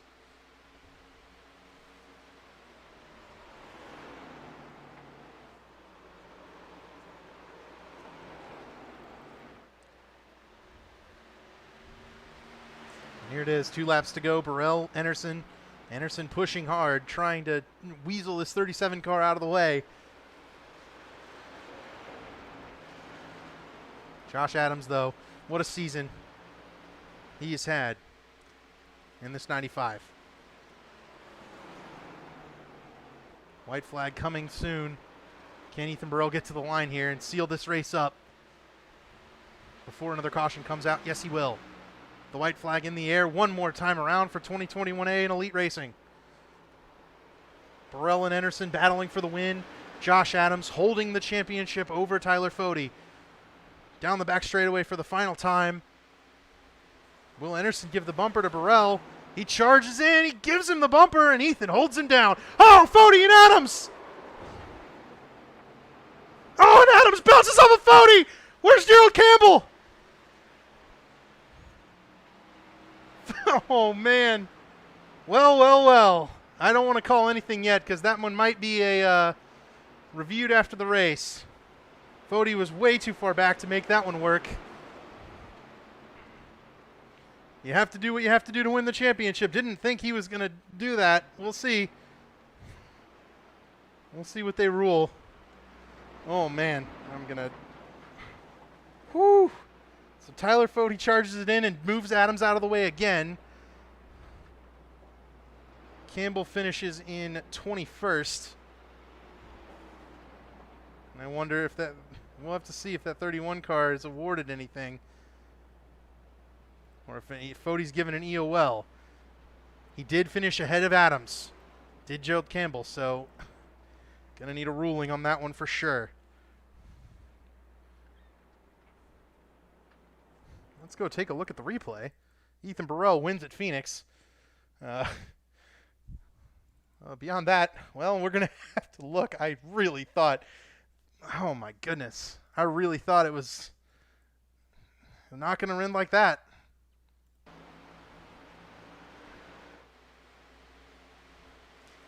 Here it is. Fody just, I mean, no brakes. Gets the bumper to Adams. And Adams just clears Fody into the wall. I mean, understandably. But in doing so, Fody's going to finish across the line 6th. Adams 22nd, Campbell 21st. Here comes the Campbell passing Adams right there.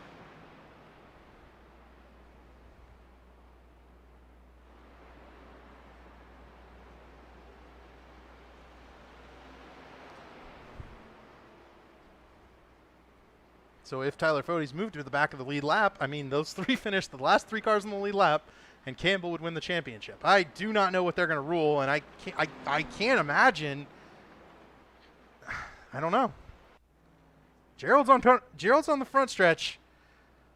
It might be Gerald if they're giving Fody an EOL, which I think they probably will. Let's see if I can get it. EOL 31 is the champion, I think. It's under review, says Rucker. Oh my. Got any drivers in the that can interview with me? All right, let's bring RC in here.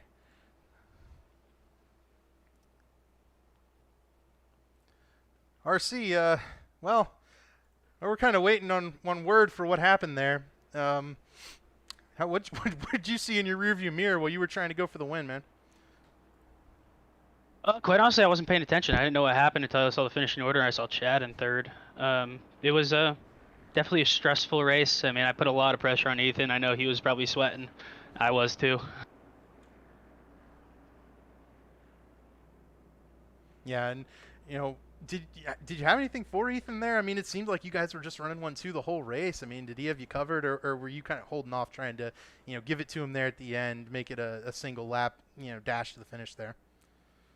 Yeah, he definitely had the longer run pace. I spent my tires up a little bit, being in the dirty air, like really close to him, trying to get there. So he tends to pull away there, but it's definitely the short restart runs where I get the really good run out of 2.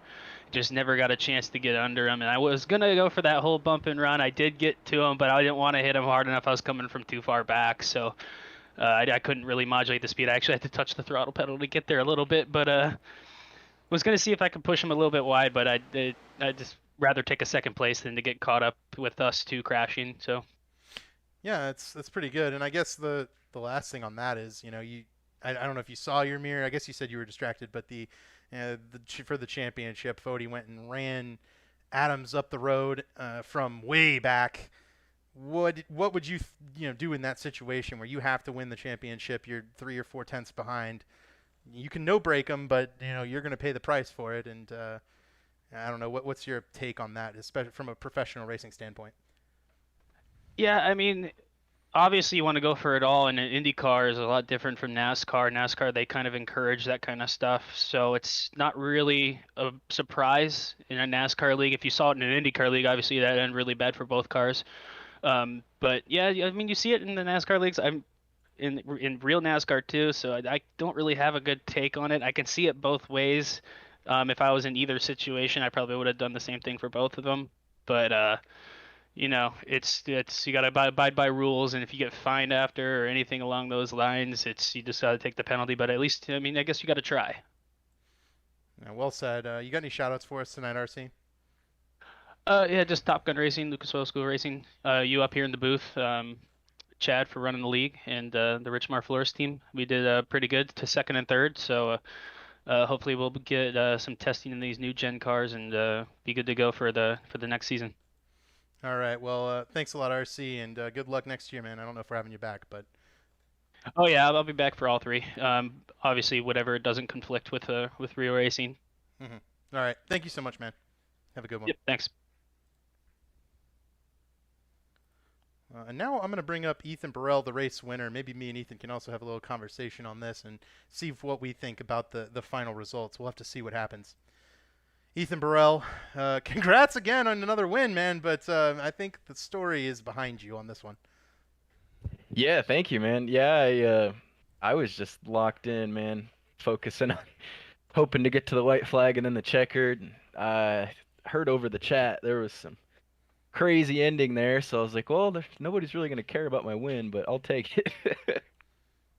Yeah. And did you think RC? I'm gonna share my screen with you here if I can. Oh Did yeah. you think RC was gonna get you there? He gives you a bumper at one point, and let's see if we can go through it real quick. So RC is gonna get in with you. Man, I don't have a great camera view for this. Let's do this one. RC gets into your right there, and right there, were you ever out of control, or was that kind of a gentle bump? Oh, it was pretty gentle, especially after seeing what happened farther back. But yeah, no, I mean, me and him were scratching and clawing with each other all race. I mean, I really felt like I came prepared for this one, and throughout the race, he was going to be the guy to beat me, and that was a pretty clean bump there. It's kind of Mm-hmm. just, hey, let's from his point of view, I mean, hey, get in there and kind of bump me and see if I'll get a little sideways and maybe be able to go around at that point. But I mean, I love it. I mean, it was just awesome racing. I mean, he kept me honest all race long, and that's kind of what you expect there coming to the finish. I mean, if he's got a shot, he's gonna try to jack you up a little bit. All right. Well, then, so let's take you. I mean, I know you've been in this situation where you're the second place driver. You're looking to get a championship. Let's go through this real quick because I know you're like I said, you're the runner up last year. This is the scenario. You're 3/10 behind Josh Adams. He's been in front of you the whole run. You guys have rubbed a couple of times during the race, but maybe nothing too spectacular. And then this is what Tyler Fode does right here. Yeah, I mean, it's so Right. hard to judge because I mean, it's you can kind of put yourself in each guy's shoes. I just I think it was a little bit overboard, in my honest opinion. I mean, these one-off races, I mean, you got to do everything you can to Mhm. to beat your competition, but it's just so hard. I mean, I can't imagine being one of the officials at this Well, moment. I mean, I can say that if I was in Adam's shoes right there, I would have done the same thing, after getting hmm jacked up, kind of try to stuff him into the fence and oh yeah. try to pull back by him, but I mean, yeah, it's just so tough. Well, we do have news. This right here is the pass to the championship because Fode gets the black flag, the EOL, for that move by the stewards, and Campbell gets Adams coming to the line. So that's going to be it. And I think I agree with you. I understand. That is what this format turns into, where you have to do everything it takes to win, but I just don't know if that would be my choice from 3/10 back. Especially knowing that you have to run with these guys every week. You're certainly not going to get that kind of attitude from these guys on track going forward. If they're behind you, they know you'll move them, so you might as well move them first. And I think Tyler Fode might have made some enemies tonight. I think just based Yeah, on that. that's a good point you bring up too. That kind of brings me back to the Charlotte race we had, a month or two ago, where Chuck got me, but I was quicker and I was right there, and I could have sent it into him in the last turn, but I decided, you know what? I mean, I got to race Chuck every week, and I don't want to kind of leave that type of impression with him. So knowing that that's fair game to get payback. So Mhm. I mean, it's a tough call for the admins, and I think they probably did the right thing because I mean, if they let too much slide, I mean, it could just turn into a demolition derby out there. So it's a tough call, and I'm glad I'm not in that boat. Yeah, me too. And that's what we've got. So, Ethan, you got any shout outs for us tonight before I let you go? Celebrate your win. Yeah, shout out all my friends and family for watching. My grandma, mom, fiance Rachel, my friends Trevor and Julia, Austin, Aunt Judy, everybody that tunes in here. All the Pro Edge racing guys and all the competition out there all season. It's one heck of a season for sure, and ended with some drama and biggest shout out to David Tooker. I mean, we ended up with all this craziness at the finish, but I mean that man put himself in position all race and was looking to be the favorite and just had the worst possible timed computer problems. So super bummed for Tooker, but man, I told myself, I after that I had to go out there and win this race. It was the least I could do. So, just thanks to everybody for being involved with this season, all the sponsors, and thank you for the broadcast, David. Yep. Thanks, buddy. Have a good one, Ethan. All right, you too. And now I'll bring in what is, I suppose, our 2021A champion, Gerald Campbell. Gerald, I guess congratulations. Yeah, congratulations. I just won the championship. Somehow. I mean, take us through when you got involved in that wreck on the back straight. Actually, take us through that wreck coming off turn 4 when you were running 4th. What went through your mind there the first time? Because, I mean, you did come on a little bit of charge after that, but do you think you lost it there? Oh, no. I never think I lose it. Even with 4 minutes of damage I had at the end, I knew that I needed to be up far enough. I mean, the car was wrecked, and I was running harder than I was in the beginning of the race with a wrecked race car just to make sure that if something happened with Fody and Adams, which it did, I was going to make sure I was going to be there to capitalize on it. So even if Adams didn't get the EOL that he got too, I still beat him to the line just a couple of seconds before he got there. So the moral of the story is just never give up. Yeah, you got loose coming out trying to get Tooker. It was a battle between me and Tooker, honestly. Tooker I feel bad for out of all of it because Tooker, him and I were just the class of the field, I felt like, out of those playoff guys with speed, especially on the long run. And I knew if whoever was going to be in front of each other, it was going to be the winner. And when RC was on the outside of him, I tried following RC, and I ran higher than I did all day, and just kind of got loose and spun it. And the first thing I thought was just lock it down, survive. And they did, came back, and then expected room, didn't get any room on the back straightaway, and kind of got just destroyed there. But people are going to tell you I didn't deserve that win or that championship, but it don't matter. I'm $400 richer, and I got another championship underneath my belt. No one really respects me out there to begin with on most of these things. They all don't think highly of the 31 car to be up front like it is. But boy, I came into this season with a goal, and that was to be aggressive and to never give up on myself. And boy, at Talladega, I told you. Man, I told you many times. They're gonna wish I wasn't here. Yep, and it's been a toughie for sure in this one. You had to fight really hard in that first round, and you won that Talladega race. But if you were placed in Tyler Fody's shoes there, 3/10 or so of a second behind the guy in first, are you making that same move? Are you driving it in really deep and trying to move him out of the way, even at the expense of probably your race? Because he gets the EOL there, and that's what moves him back behind you.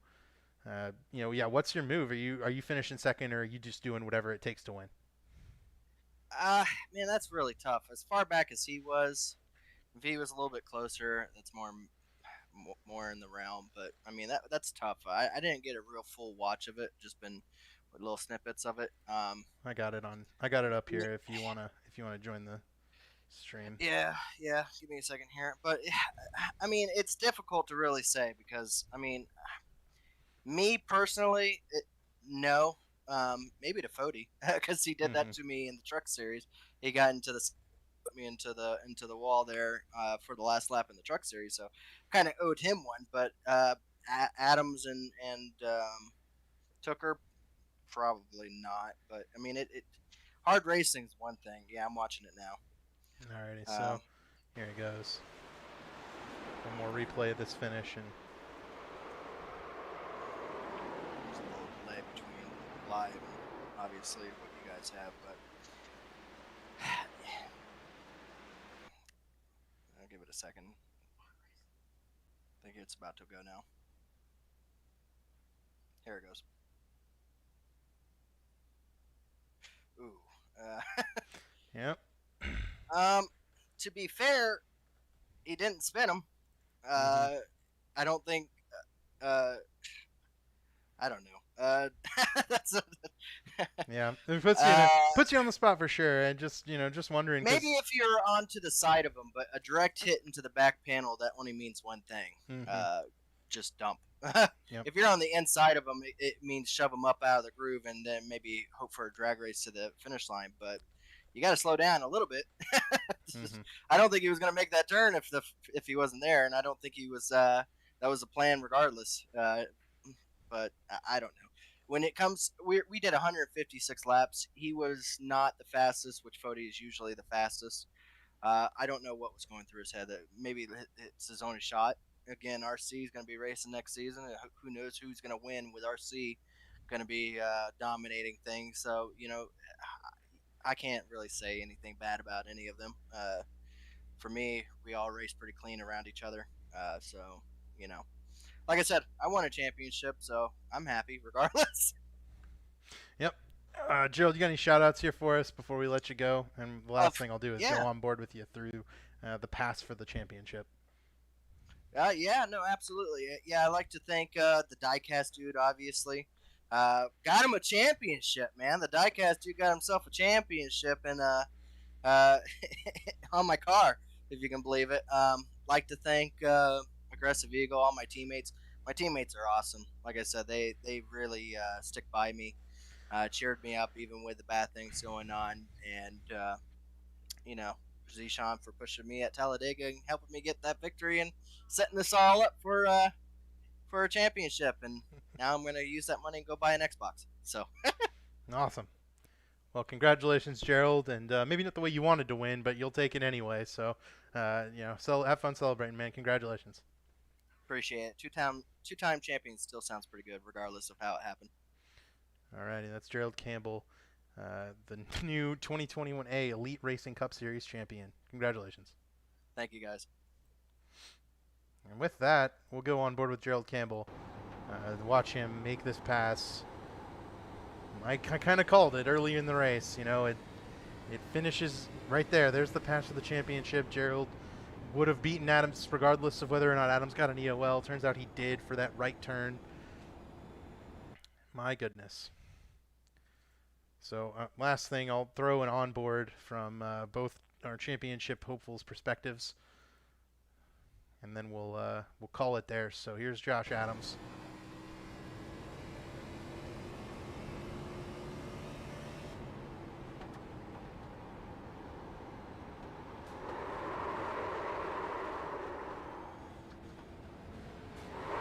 In fact, we'll actually get Josh Adams.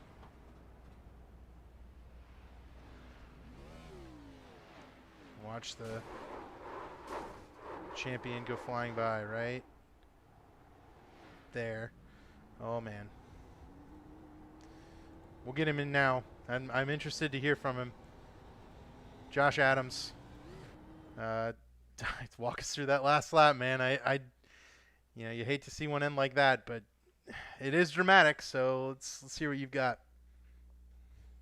Well, what I told him, I had him beat tonight. Yeah, I'm 5 car lengths ahead. I understand it's a championship race, but especially after what happened to New Hampshire, like, he knew the score. I owed him one. That was just classless. That wasn't racing. I don't really know what to say.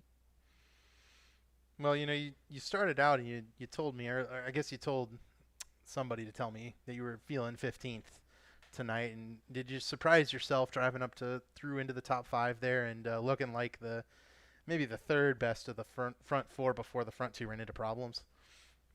Oh yeah, that first 30 lap run or something. I don't know what happened. I got super loose, couldn't drive the car, couldn't go anywhere. I was just stuck. And then we had that caution and I was able to regroup, and I think I made up like 7 spots in like 3 laps, and I'm like, okay, we're here to race now. And I was able to stay there and, kind of race with those guys, and yeah. And then so once you get up there, I mean, you've said it. It's how difficult is it for you knowing you've gotten punted out of the way twice by the same guy? It's the first time you were really gracious about it, I felt like, but I kind of feel like now it's a little different. Oh yeah. In the race lobby right after the race, I threw more F-bombs than I've ever thrown in Elite Racing before. Not really proud of that, but it was warranted. Like,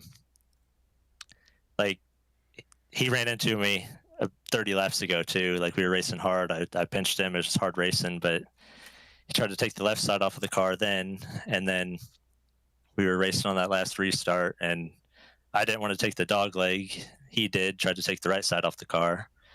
And then he tried to take the rear bumper off the car on the last lap, and he succeeded on that one. So, Josh, maybe the last thing here would be, maybe do you regret it all hanging the right and running into him versus just crossing the line behind him and hoping that the officials were going to give him a penalty? oh yeah, 100%. I shouldn't have done something like that, but you also can't count on the officials to make a big call like that. If I save it, they probably don't make the same call. I don't know. But like, when I was getting turned in the last lap after, like I said, I had him beat, I wasn't thinking like, oh, don't right hook him. Don't try and get even with him at this point. They might penalize you too. Like, I was just thinking like, he just came up there and stole something from me. Like, like he did. And I couldn't go thinking other stupid stuff. I was just thinking like I was going to, make sure he didn't win it. Understandable. And it seems like that works, but kind of at your own expense. So, before you go, and an impressive run tonight, and are there any shout outs you got? Oh yeah. Country Cozy, as you know, they came on for me in the chase. I was never able to give them a podium interview. We had that tonight. We had a championship interview coming tonight. Somebody else had other plans. There were some talks for me maybe to go to that team next season. That's off the table. I'll be joining with Johnny Thomas. Things will be announced with that later, but that's off the table. Got to thank Chris. He was in there spotting for me, kind of cheerleading me through those last few laps, and there's nothing anybody could do about that last one except him. So, well, I appreciate your honesty, and I appreciate your time tonight, man. Despite understandably being frustrated with the results, so hopefully you can shake it off next year and be back. I know you're fast, so give it your best, man. Yep. In August we're going and we're winning the Daytona 500. Good to know. I'll be in that one too, so I'll try to sneak up with you there. All right, thanks. See you, man. Josh Adams, the champion. I did invite Tyler Fody to come for an interview. He has not joined the waiting room, so until then, I'll go over the results quickly. It's been a long one. I'm coming up on 2 hours. Ethan Apparel does get the victory. Move everyone up one spot because Tyler Fody got the EOL post-race. So Josh Clark 6th here. Corey Abbott with a second consecutive 7th place finish. Really good run there. Michael Goodman finishing 8th essentially tonight. And then Zishan Dura would technically get into the top 10. Marker Bilas with a really good run. Ball Vans and Caleb Thompson get some well-deserved good runs, and we saw the misfortune of Scott Crump, Hank Steinmiller throughout the night. And then there's Gerald Campbell, Josh Adams, Jordan Owens, Jared Rexing, all those guys, David Tooker especially. Ending with a lot of frustration. So we'll finish it out here with the other side of the story. I think it's only fair to give something for everybody. So we'll bring in Tyler Fody now. And, Fody, what's your side of the story on this one, man? I don't know, man. Running for a championship. It was a dirty move, clearly. But I think it was done in the best way possible to not completely wreck him. I think the biggest problem I have here is he had it saved. We both were driving off the corner, and he probably still would have beat me driving straight off. But the retaliation there, I can see why he did it. I probably would have too, but in that situation, I don't know what many other people would have done. I was within 3 car lengths, which was just close enough to be able to get to him. And it's for the whole season. That's what it comes down to. I did everything I could to not hit him in the left rear or get under him to spin him. I did everything I could to hit him as square as possible, and he slid. But he saved it, and and I thought we were there. I don't know. Just really fed up, I think, with the way that it was called. I was told I cut the corner and caused severe damage, which was the reason for an EOL, which I don't know if I've ever heard of that before. And I didn't know there were track limits at Phoenix apparently until tonight. So as far as the move, I know it looks terrible. And he is 100% justified for being upset, as I'm sure anyone would. But on the flip side, in my position, I'd like to know what anyone else would have done there. I mean, that was for the whole season. And I didn't wreck him. I moved him, but we weren't wrecked until he turned right. So we've already talked about it. I think we'll just need some time here, but that's where I stand on it.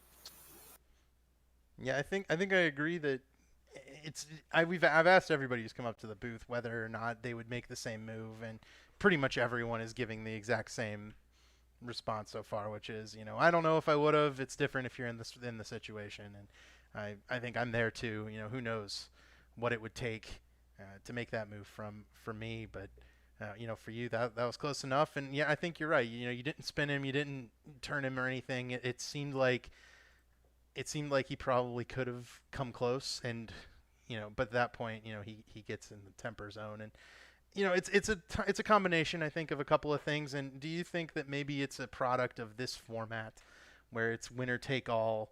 Last race, where somebody like Josh Adams, who might have dominated on the points, similarly to how you did on Monday nights, in that case, it wouldn't come down to this. One position wouldn't matter. Is that the root cause of something like this, or is it maybe something else entirely? I think it's 100% the cause of this. I have the utmost respect for Adams. I think he's one of the cleanest racers, one of the best racers in the league. But you put this fluky garbage format in, and that's what it comes down to. The format's designed for a show, for people to get finishes like that. And then if we're just going to give penalties out and take away from that, then I don't know what you want. I mean, they got the finish with this format. And at the end of the day, none of us walked out with it. So I'm sure it's not going to change, but I would definitely be in favor of just a straight up points, however you call it, format. So yeah, I think that was the cause of it. But I mean, I gotta shout out Tooker tonight also while I'm still here, because he drove a phenomenal race. Gerald too. They both were miles better than Adams and I were tonight, which is unfortunate because Adams had an amazing season and deserved to be the champion just based off of the season results. But if you're looking at just tonight, Tooker definitely deserved to get that. And I mean, Gerald hung in there and ended up coming away with it. But that's all I really got. Just frustrated with the call. Alrighty, man. Well, congratulations on the season regardless, and we'll see you next year. Yeah, thank you. That's Tyler Fody, his side of the story. Now we'll grab David Tooker, the other championship driver. Since we've interviewed all of them, we might as well grab Tooker and hear what you had to say on that, and maybe your thoughts as well. But Tooker, feels like you kind of lost one there through some unfortunate circumstances.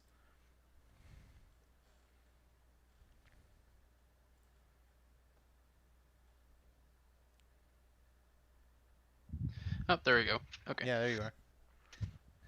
All right. Yeah, I didn't hear your question. Sorry about that. Yeah, it feels like you lost one through some unfortunate circumstances. Can you take us through what happened there when you were, running third under caution there with about 30 laps to go? Like you said, just really unfortunate. I can't say I've ever lost a race like this before, but no, I think I had a USB connection issue, and it disconnected my headset.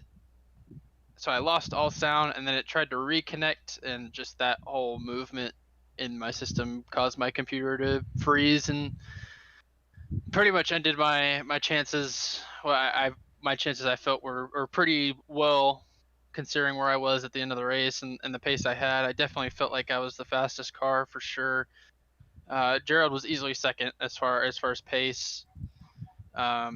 I really don't have the words to give you an answer on how I could have done better. I mean, I felt like I did everything right, and to have it end the way it did through what felt like through no fault of my own is just, it's really unbelievable. But I gotta look at it as you win some, you lose some. You just gotta move on, and hopefully you have better luck next time. Yeah, David, and I know you've probably seen the finish at this point. I don't know if you have, but if you're in Tyler Fode's position at that point, what move are you making? He was about 3 car lengths back, drove it in deep, hit Adam square in the rear to give himself a chance at coming off the corner and winning the championship. And that's pretty much the move. I don't think there's anything more, but what are you doing from there, from 3 car lengths back? It really just depends on the driver and how hungry they are for that opportunity to win that championship. I know I've been in that position many times, more times than not, fortunately. But I think you could have done that a lot better.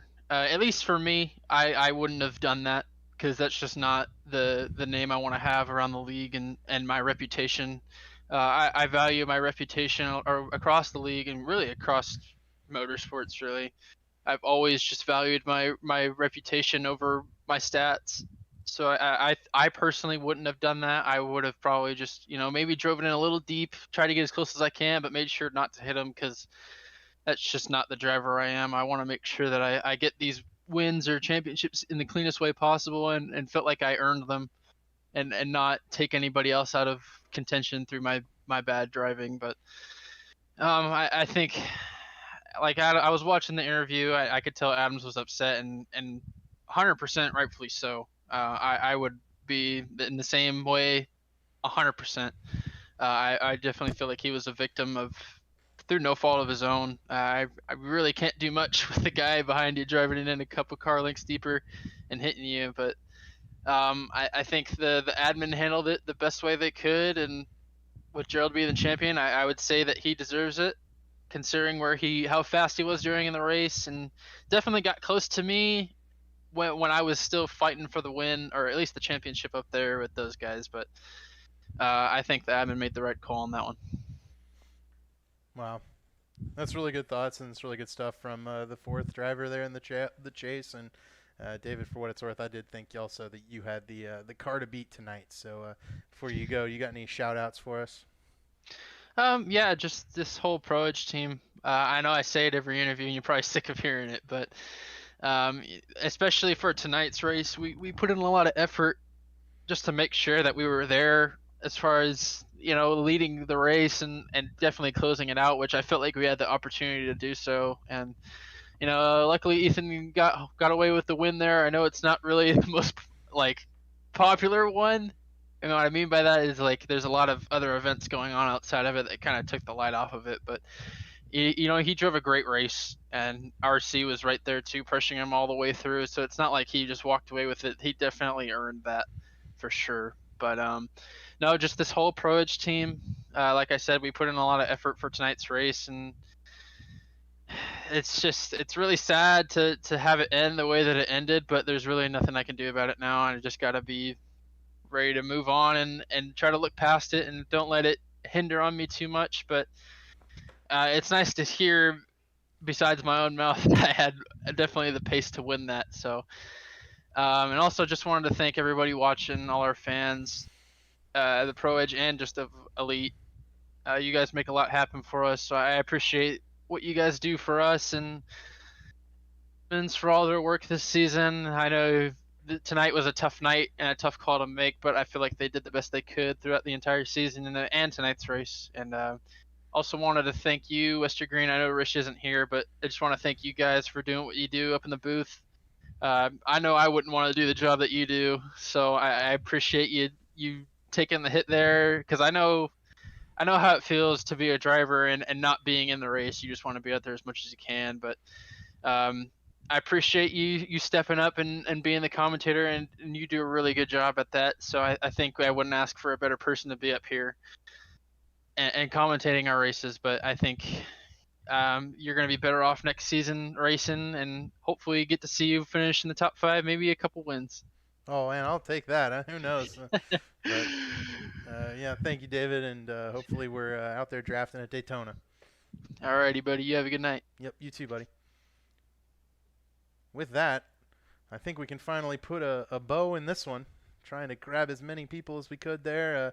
I think we've gotten all of our championship hopefuls and our top 2 finishers. I didn't get Chad Frankenfield, but he tends to jump off and go to bed early. He finished 3rd in this race. So with that, Ethan Burrell, the race winner, Gerald Campbell, the champion. A wild finish from Phoenix, from Elite Racing and the Elite Racing Network. I'm David Westergreen. We have Tuesday night series for modifieds you ought to be able to watch.